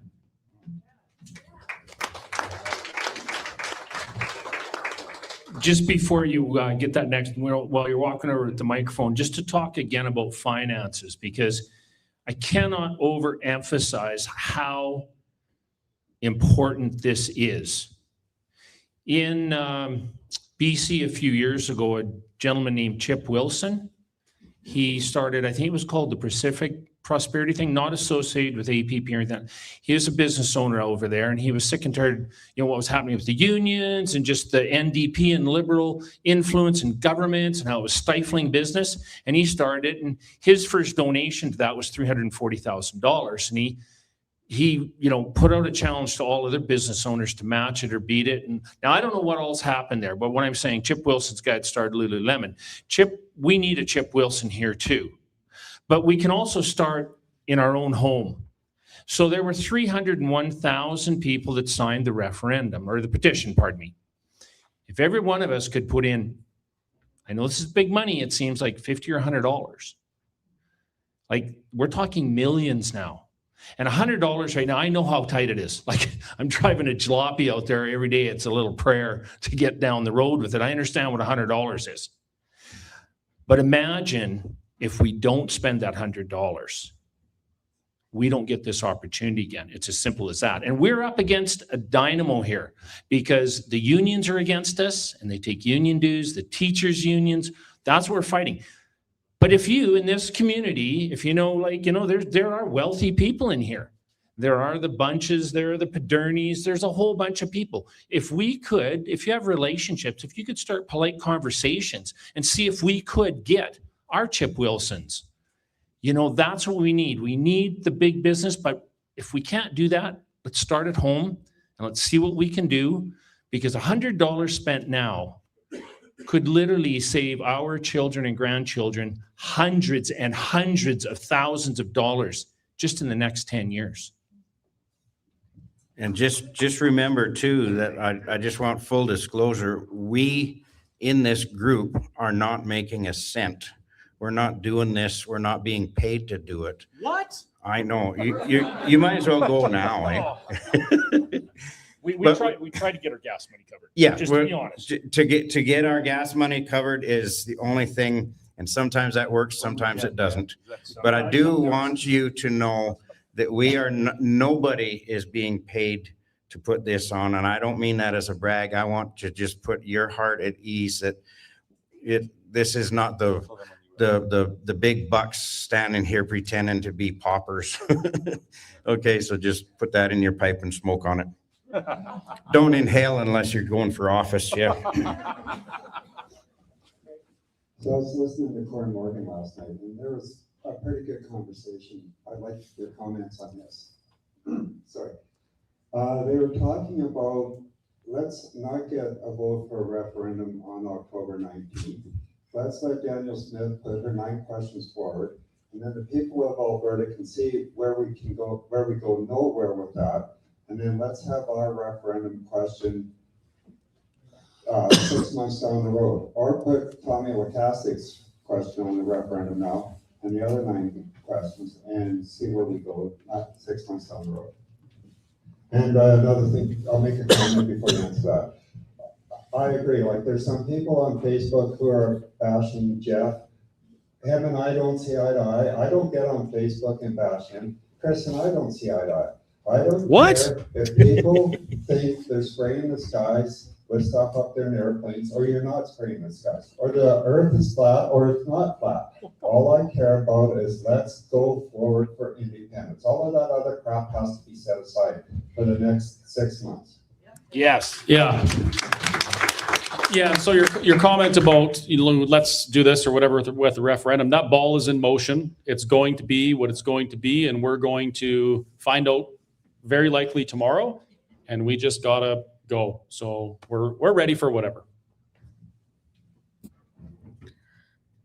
So I'm going to answer the last question and this question kind of in what I'm going to say here. So we were talking about advertising, stuff like that, and how $100, $20 can go a long way. We already do have lots of communities out there organizing even on their own as they're waiting for other groups to kind of, come up with some other ideas. But right now we actually actively, at least in like Innisfail, I know Sylvan Lake and some other towns are actively going and printing out, whatever resources they can find online, whether it's through Let's Talk or APP, wherever. They're printing out their own resources. Some of the people are even making up their own posters with the information that's available to them, and they are going door to door and just putting it on people's doors and putting it in mailboxes. So there's nothing stopping from each and every one of you from, using your own personal printer, printing something out. Is obviously try to be authentic and truthful, and if you are going to make your own stuff, but just get out there and start talking, have barbecues, and, invite friends over that you don't even know for sure if they're on board or not. Just open up the conversation. But the best marketing plans always come out of like those whole MLM strategies. And the reason MLMs work and why people continue to do them is because they're built on personal relationships. You are the best advertisement for anything that you support. People work on trust. So the more trustful relationships you have, whether it's your kids, your neighbors, your coworkers, they know you, they trust you. So when you put something out, they may not agree with you right away, but at least they're going to hear you. Whether they're not going to hear me standing up here on a chair, because they're not going to even show up. So anyway, you guys are the best advertisement out there. And with what you said, Wayne, as far as what Corey Morgan said regarding the questions, yeah, it's going to be what it's going to be. I'm sure there's a plan from the government, whether we agree with it or not, or whether we like it or not. But everything that the government has done so far to date has led us to this moment. And it's the more uncomfortable that other people get, the more people are going to come on board, because we have to start looking for solutions. We already know what the problems are. So let's start looking at the solutions and working together to find those answers.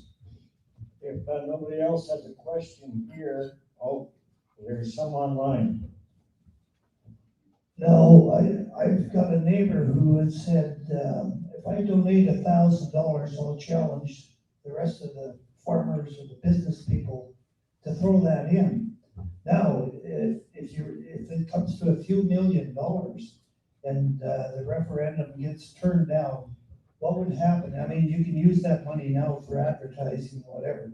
What happens to that money when the answer is no on separation? Well, from the perspective of Let's Talk Alberta, this isn't just about that.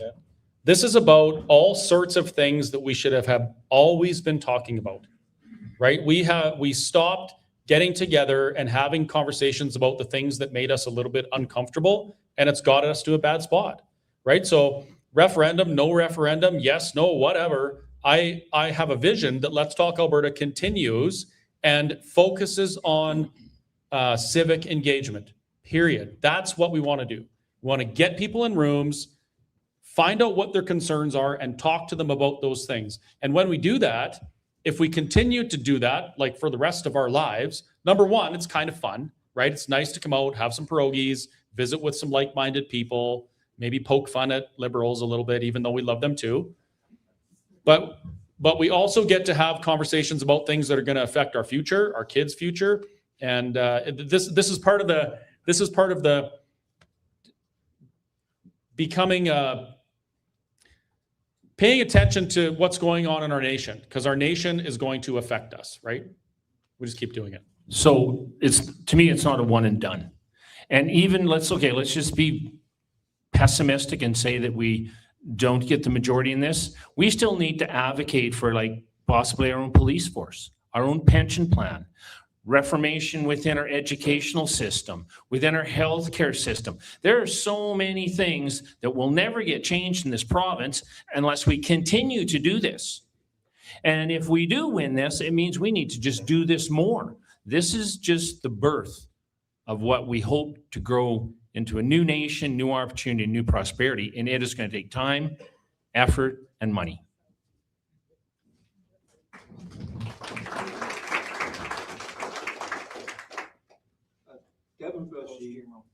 Democracy, the government works for the people.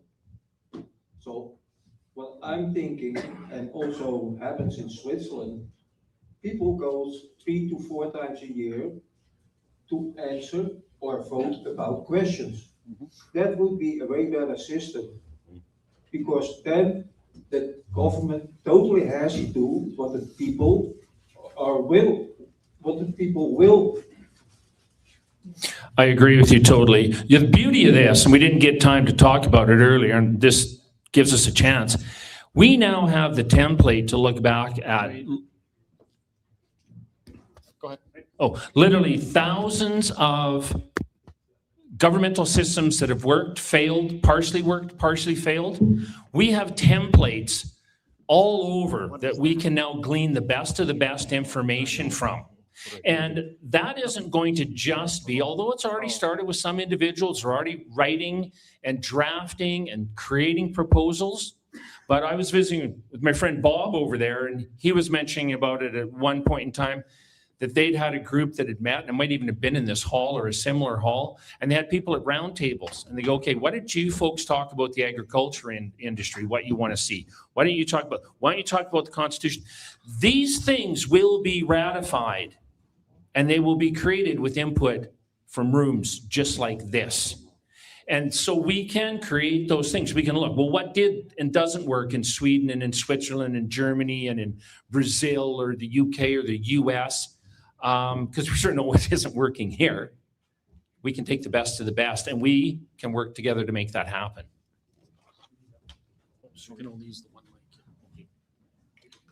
Well, I just want to add that everything that we're talking here and everything that Zane brought, whether it's a separation or not, we can do it.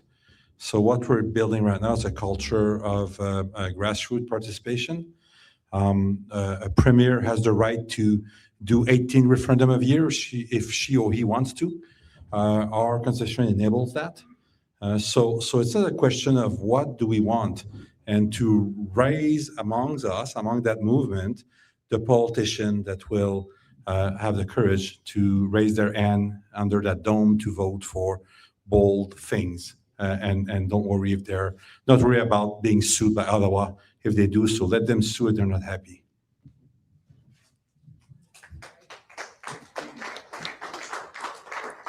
One other thing I'd like to add about that too is I'm just gonna go off of what Ben's talking about, is we really have to start changing our minds about the way we think about politics.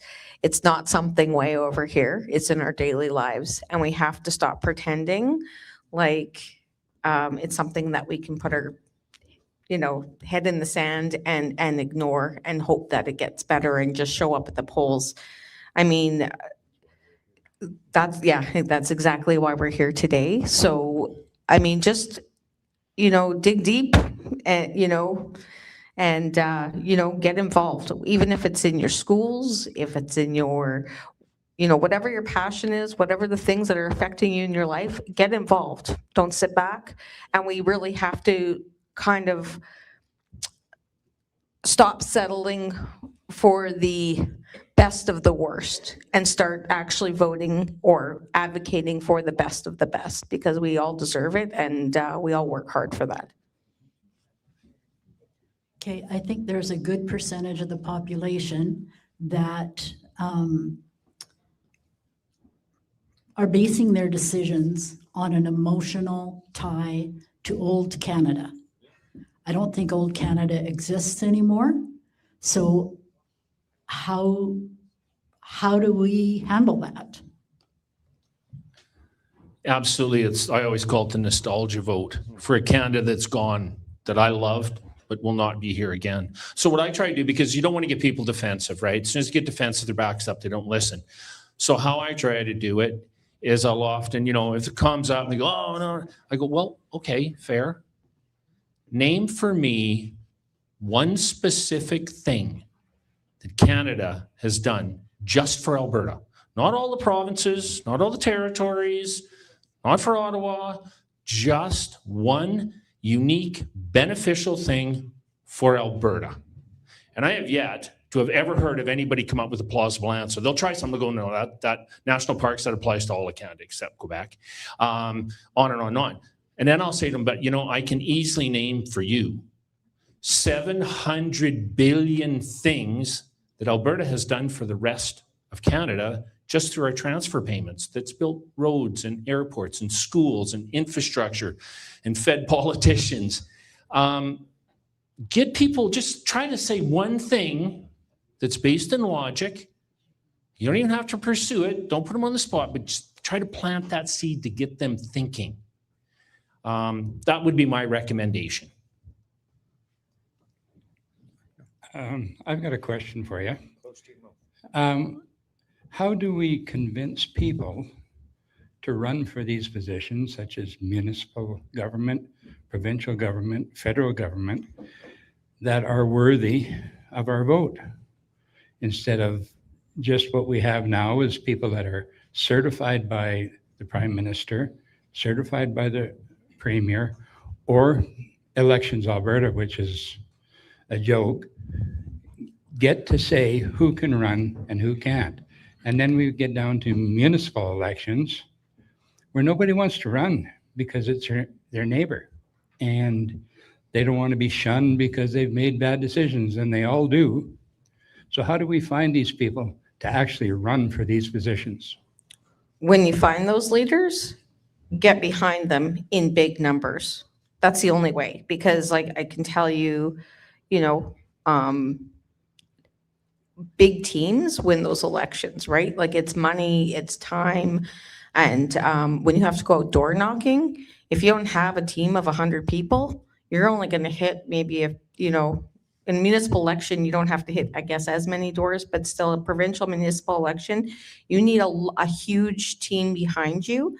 So if you find that leader in your community that you want to see run, You don't have to be the one that runs, but you can be the one that encourages them, and you help them build that team, and you find them 100 volunteers, and you find them the donations they need, and get them. That's the only way you're going to get people in power. And you have to convince people, especially if it's something out of the norm, let's say a new party, or in municipal elections, we're starting to get parties there now too, but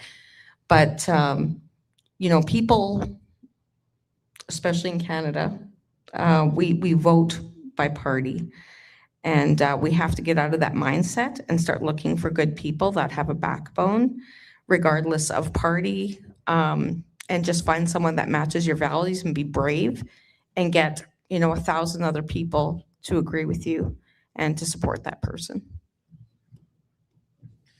And I think going back to what this gentleman talked about, I think we need to reevaluate how our entire political system is set up. Right now, to get into office, it is basically a popularity contest. It has nothing to do with qualifications. It's not a meritocracy.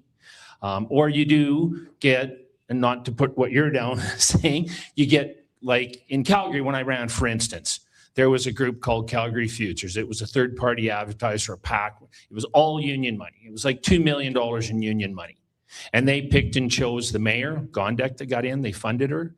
They picked and chose 11 of the 14 wards, and they got 11 of them in out of the 11 they chose. And none of them were qualified. So we need to, we can start now with a clean slate of how we bring individuals in. And I'm just spitballing here because this is just my opinion. This is nothing, it's just food for thought. I think that, number one, we should pay our politicians a whole lot more. And that might be very controversial to some people. But you get what you pay for. And if you're going to have an MLA that's making $100,000 a year and lives away from their family in an apartment for 8 months of the year, like, what are you really getting for staff?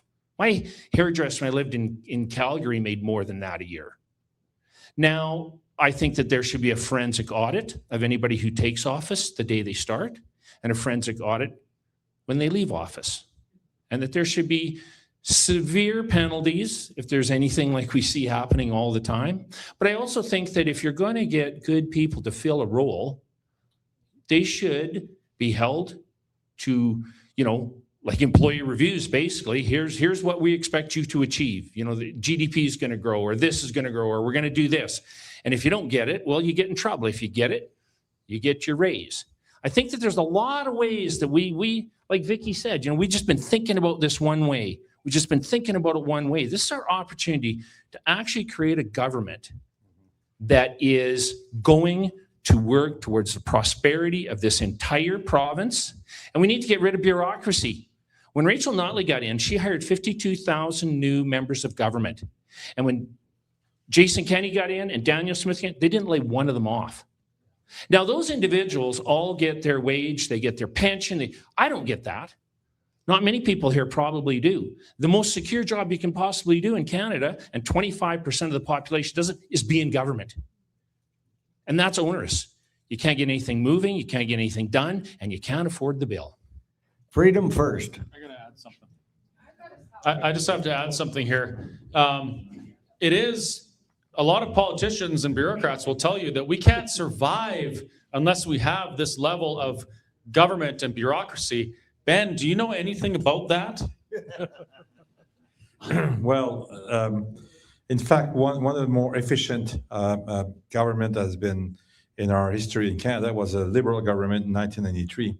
Jean Chrétien came in with Paul Martin from 1993 because the Quebec was screaming independence. They laid off 250,000 federal workers in 2 years, and the world's still turning, and even here now. Anyway, so I believe that there's room right now here in Alberta. I've crunched down the number. We could get rid tomorrow of 20,000 bureaucrats in our system tomorrow morning, and you wouldn't see anything change at the first line people.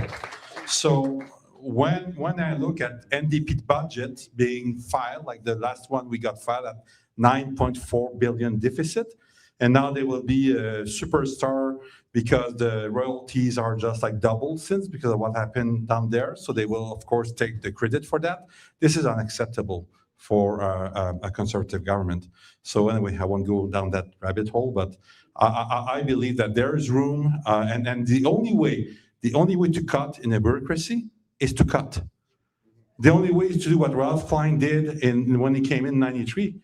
The only way, everybody was telling him, don't do that, they won't be reelected. He got a higher majority as his reelection because he slashed in the bureaucracy.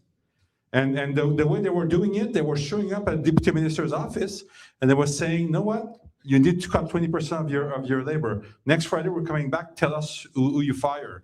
You would come back next Friday.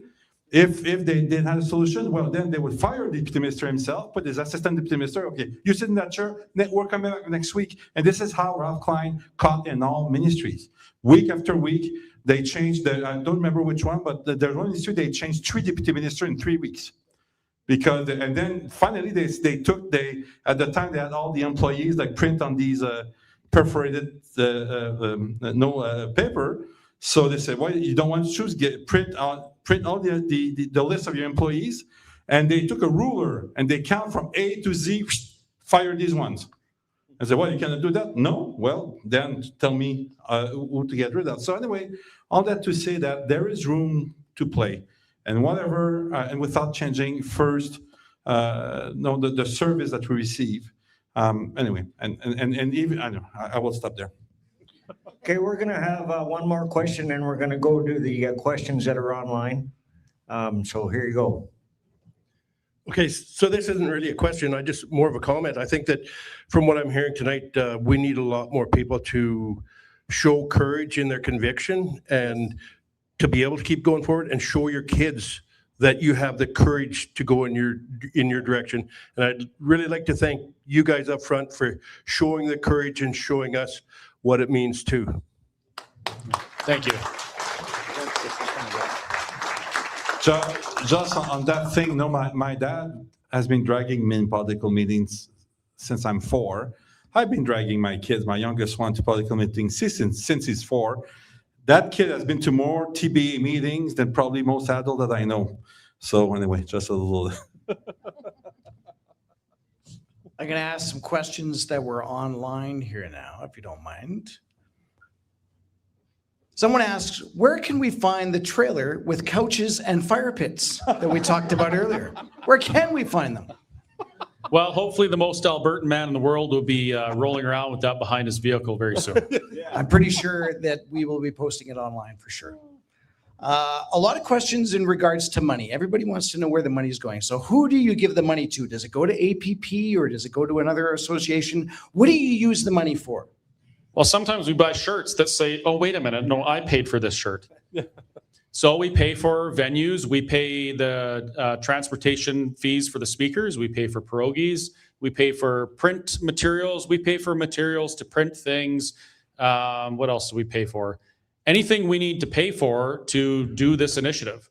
The events themselves, they cost roughly between $2,000 and $4,000 each, depending where we're going. Some of these events have gone as high as $6,000 just to get 100 people in a room.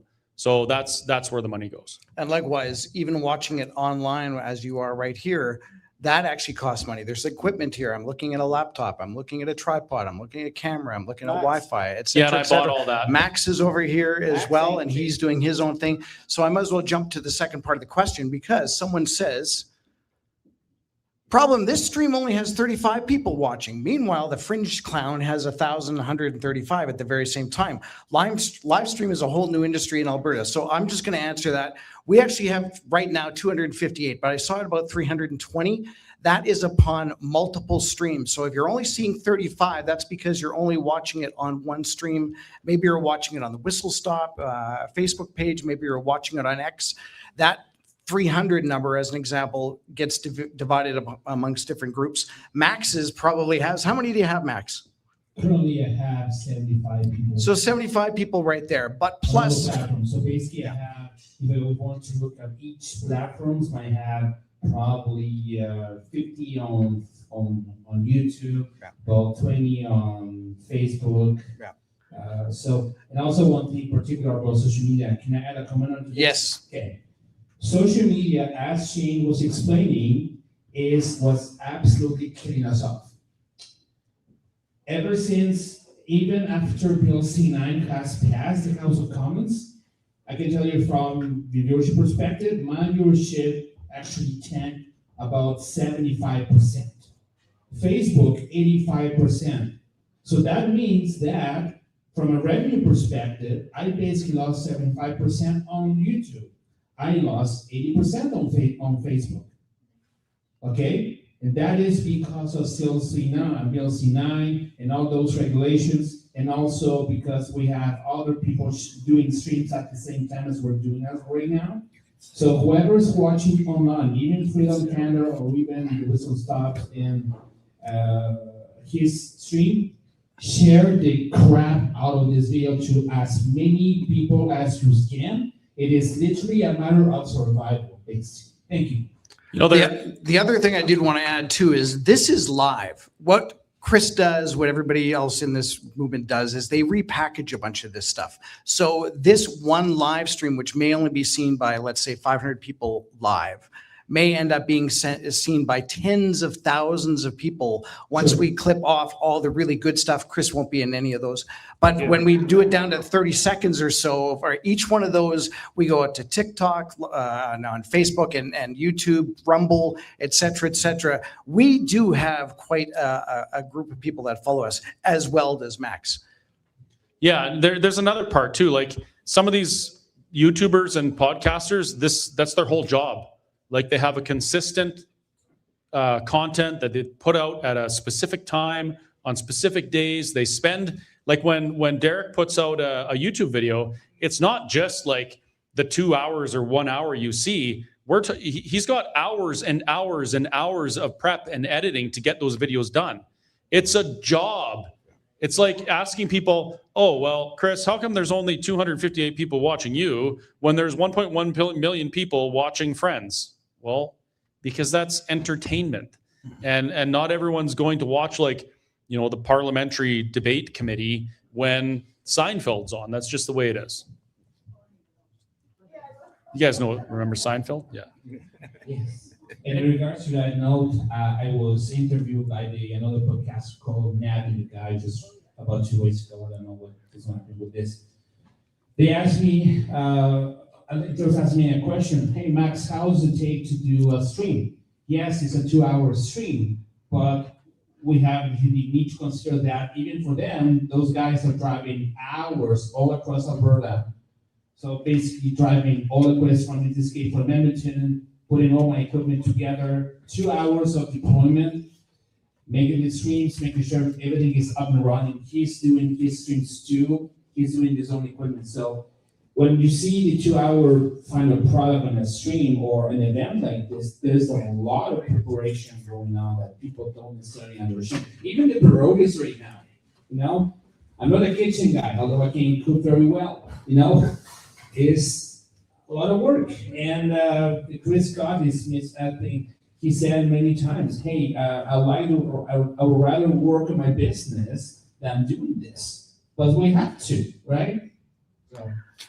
I just want to interject one quick thing here to just expound a little bit more on some of the stuff that Max said. By the way, I think we should really thank Max for always coming out here with this amazing sound video system. Thank you, Max.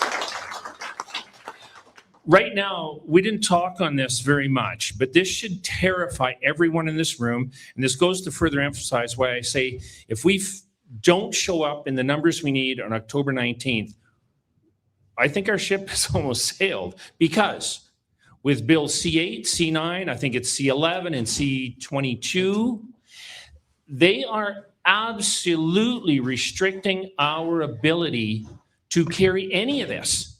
And it may be shut down. And to just expound about how serious that is, when I ran in the mayoral campaign, and this is back in 2021, So 5 years ago, before any of these bills were on the page, I had an amazing volunteer team, and they tracked all my social engagement. We had Facebook ads, Instagram ads, Google ads, and we were always in the top 2 of the mayoral candidates in Calgary.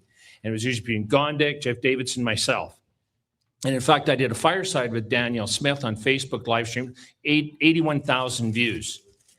3 weeks before the election was called, well, the election date of October 18th, 2 to 3 weeks, for no explainable reason, and we had not contravened any community standards, Instagram, Facebook, Google ads dropped all my stuff. Cut me off. Done. And then also after the campaign, I had the 4 major reporters of the 4 major, I can't name names, contact me within a week. And every single one of them said, Zane, you had the best platform, you're the best spoken. But we were told we could not interview you, we couldn't carry your stories, and we couldn't invite you to debates. I'm telling you, folks, it's 100 times worse right now with these new bills. If we don't get out of Canada, we are in for a future that you cannot imagine. I have lots of friends come up from the States, and they cannot believe how all their media, all their news feeds are blocked once they get up here. It's terrifying. So here's another question, a series of questions, but basically I'll try and wrap it into one. If the vote ends in favoring staying in Canada, will people respect the result, or will we see claims of it was rigged and it's not true, et cetera, et cetera? You got humans. They can always say that.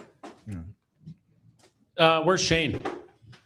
Shane, can you just go out to my van? There's a purple case in there with a crystal ball. If you don't mind just grabbing that for me. Yeah, we don't know what people are going to do. I know what I'm going to do. I'm going to keep my eye on the prize and keep going, right? I'm not even serious for a minute. Of course, there's going to be people that say either way, it doesn't matter what the result is. There's going to be people that are unhappy. There's going to be people that say it's rigged. None of that matters. What matters is eye on the prize, keep going. And make sure you show up. Show up. Yeah, no, like this is not the final, this is a starting line. Whether the result, there's a lot of work to do in this province to gain our sovereignty. And it's the same as René Lévesque when they lost in 1980, his speech was "see you next time." And so we have to work on that. And after that, they work very, very hard to gain sovereignty. So much that today Quebec don't really need to be separation because they're so independent in all of their things that separation is a bit like a nuisance. Like they're way more comfortable like that because then they receive money from us. So no, at the end of the day, this is the starting line. This is that like the start line, and this is why as well for raising money for that movement.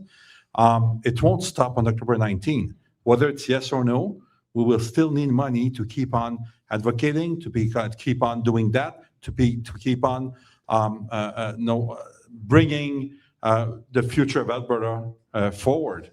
It's not like it's done and everybody go back home and you start watching TV to see what the politician will do because they will crap the show for sure. So we need to keep on active one way or the other. I got to say, you know, the sarcastic jerk in me kind of says, like, it blows my mind that people are just, okay, I'm going to let the federal government tax me beyond belief. Tens of thousands of dollars. I have no idea where it's going. Chris starts an initiative and I donate $10 and now I'm entitled to know where every penny goes. Like, really? I said this before and I'll say it again. If there's anybody out there that's considering donating to this initiative and they're concerned that I am untrustworthy to be a steward of that donation, do not make the donation. The people that support what we're doing, that support what I'm doing, they know that we are going to do the right thing and steward the finances they send us correctly. If you don't believe that, don't donate. Oh, we got a question over there? Okay. Where's Wade? I gotta run over there. Yeah, he's coming. I just wanted to say thanks to the people that actually recognized my voice online and said hello to me, and thank you so much for doing that. Hey, Chris. Which one is he? That's Terry with a K. Yeah, that's exactly right. So we have our eye on the prize and we keep going and continue to do what we want to do here. But in the interim, we get knocked down and the feds come in and say, okay, pass all these bills, and we're stuck. So how do we keep going forward then when we can't gather anymore or get together? Like I'm scared. Well, that's a great question. Now here's a history lesson. More times than not during history, people weren't allowed to do this. Like we're living in, this is a rarity what we're experiencing. There's been times where people could not, they could not assemble for political purpose like this. Artur Pawlowski, talking about his time in Poland when he was young and his wife and, being part of the solidarity movement and children smuggling literature in their backpacks to get people on board with getting out from behind the Iron Curtain. That's normal. This isn't normal. So, I'm grateful for the blessing of being able to do this. I want to make sure that our rights and freedoms and liberties are protected in ways that they never have been in Canada. So that's why I'm pursuing this. If things get worse, I just need to remind you that for all of human history, families have prospered and been close and done things under terrible situations. They've had good times. They've made friends. They've fallen in love. They've had babies, all of these things while the boot of oppression was upon them. So we have a blessing that we're not living like that, but things aren't over if they get worse. It's just different. And actually, we went through worse in 2020 to 2023. Our rights, freedoms, and liberties were infringed upon in ways we couldn't have imagined. And some of the things that happened were absolutely horrible. Some of the stories that I heard were heartbreaking. But on the other hand, there's some times that we had back then that made us better people. And they were fun. And we made friendships, valuable friendships that will last a lifetime because of it. So that's my encouragement. We're blessed to be where we are right now. Things might get better, they might get worse. And then it's what we make of it, how it turns out for us. So I don't have a question. I just have a kind of a statement. I grew up in Southern Alberta. My brother, he's my baby brother. He and the neighbors have decided that they are going to get a reefer and they are going to pay for their own banners on either side. It's on Highway 36. That gets a busy corner. They're doing it themselves. They are putting stuff in the newspaper, in the Brooks Bulletin, every week. They're just picking facts out and they're paying for it themselves. We have to start doing that. We have to put on our bravery. If you live near a major highway, if you live on the number 2, on the 2A, on the 11 or whatever, and you've got land or your neighbor has land and you say, we need to put a banner on your fence. We need to put up 15 Alberta flags on the fence line. Do it. As we travel this province and we see people with Alberta flags, I do this. Well, they're my people. I could go in there and ask them for something. They're my people. I see ones with Canadian flags and I'll go, I don't know about them. So I live on the dead end of a road. But I'm going to put up a flag on my corner. I got enough neighbors that come by. The trouble is all of them are on the same page, so I'm not really influencing them. Maybe I'm encouraging them. So encourage your neighbors or your people driving down the highway. If you have access on a gravel road, it doesn't matter. Put up an Alberta flag. It hardly costs you anything. Get with your neighbors. Get a reefer. Check with your municipality because sometimes there's rules about that. And spend the money. If you want to know what to do, get a hold of us and we'll tell you. As an individual, you can put more on than we can as a foundation or a society. So do it. When I think about my great-grandmother, she moved from England, from a house with servants, to a granary in Hazard. Like, really, could it get much worse? She probably never cooked. Put on your great-grandparents and your grandparents' bravery as they came from wherever. And when they came from Europe, this girl here could tell you some stories too. Do it. Don't be afraid. We have to get rid of that spirit of fear. because, oh, our neighbor might think something, or I might do that. So take encouragement. I'm going to put some stuff up on my fence, even though my son-in-law might go, oh, Mom. He's on our page, but he just doesn't want me to embarrass him. So don't be afraid of embarrassing your children, us grandmas and grandpas. Do it. That was my statement. I didn't have a question. I have one question. This is for Chris. Who cut your hair?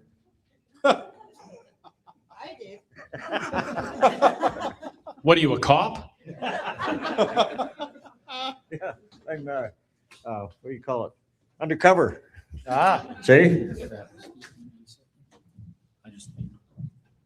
I think we're kind of getting near the end, but it's not my routine. Everybody that was in the kitchen.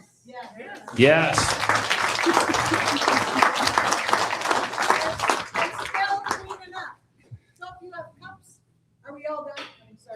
There's just two things I always like to mention. Gandhi, if anybody remembers who Gandhi was. Gandhi, you know, whether you agreed with him or not, he stood up for a cause. And he got the British to leave India. And he said this about that situation. He goes, if you truly, truly believe in something, 4 things are going to happen. Number 1, your opposition is going to ignore you.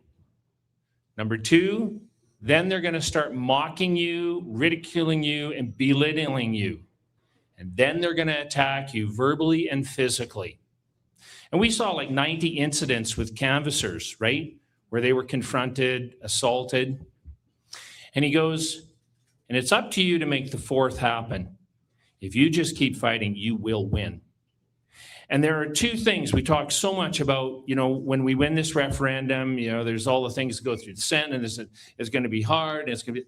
There are only, in our modern world, and to reemphasize what Chris said about we live in unique times where many people couldn't do what we're doing right now, there are only 2 things that it takes for us to declare ourselves as an independent state or an independent nation. Number 1, and this is why it's so important we get everybody out on October 19th, a majority vote. And 2 weeks ago in Parliament, they agreed that 50% plus 1 vote was a clear majority. That's amazing for us because they could have tried to move those goalposts to 60, 70%. They stated on the record and agreed 50% plus 1 vote defines a clear majority. And the second thing we need is the acknowledgement of 2 recognized nations. And we already have that with Japan, the US, and Israel. So that's all it really takes at the end of the day. The will of the people. Okay, for the one lady there that was afraid of what might happen, think back when we had the COVID restrictions, and in West Central Alberta, you were allowed 2 people to visit. There were meetings of 400, 500, 600 people that weren't afraid of anything, and nothing was done about it. Well, look to the underground church in China with the communist regime.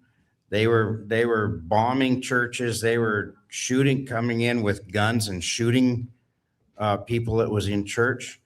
And they say it all went underground. The church went underground, and just massive growth. They found a way, and yeah, there hope has to. I want to leave you folks with hope tonight that this is not. We're not dead. We're not done. And if we can keep you grinning. Bigger than you was when you went in, and not just because you have gas, but grinning better than you were when you came in. Remember, there is hope. We are not done yet. And on that note, we're going to close in prayer. Thank you, Lord, for the privilege we have to live in this province. Thank you for the liberty and freedom we have to gather, to invoke your name. And may we walk in peace and give us freedom in doing what you want us to do, and knowing that you are the final decision is yours, Lord, and may you give strength and protection over all those who want their voice heard. And thank you for that gathering. And in the name of Jesus, I pray everybody in their return home. Amen.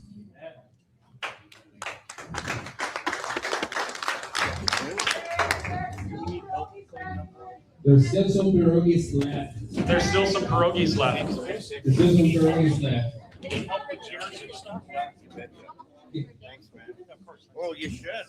That's what it's all about. We're gonna find that other microphone. Yeah.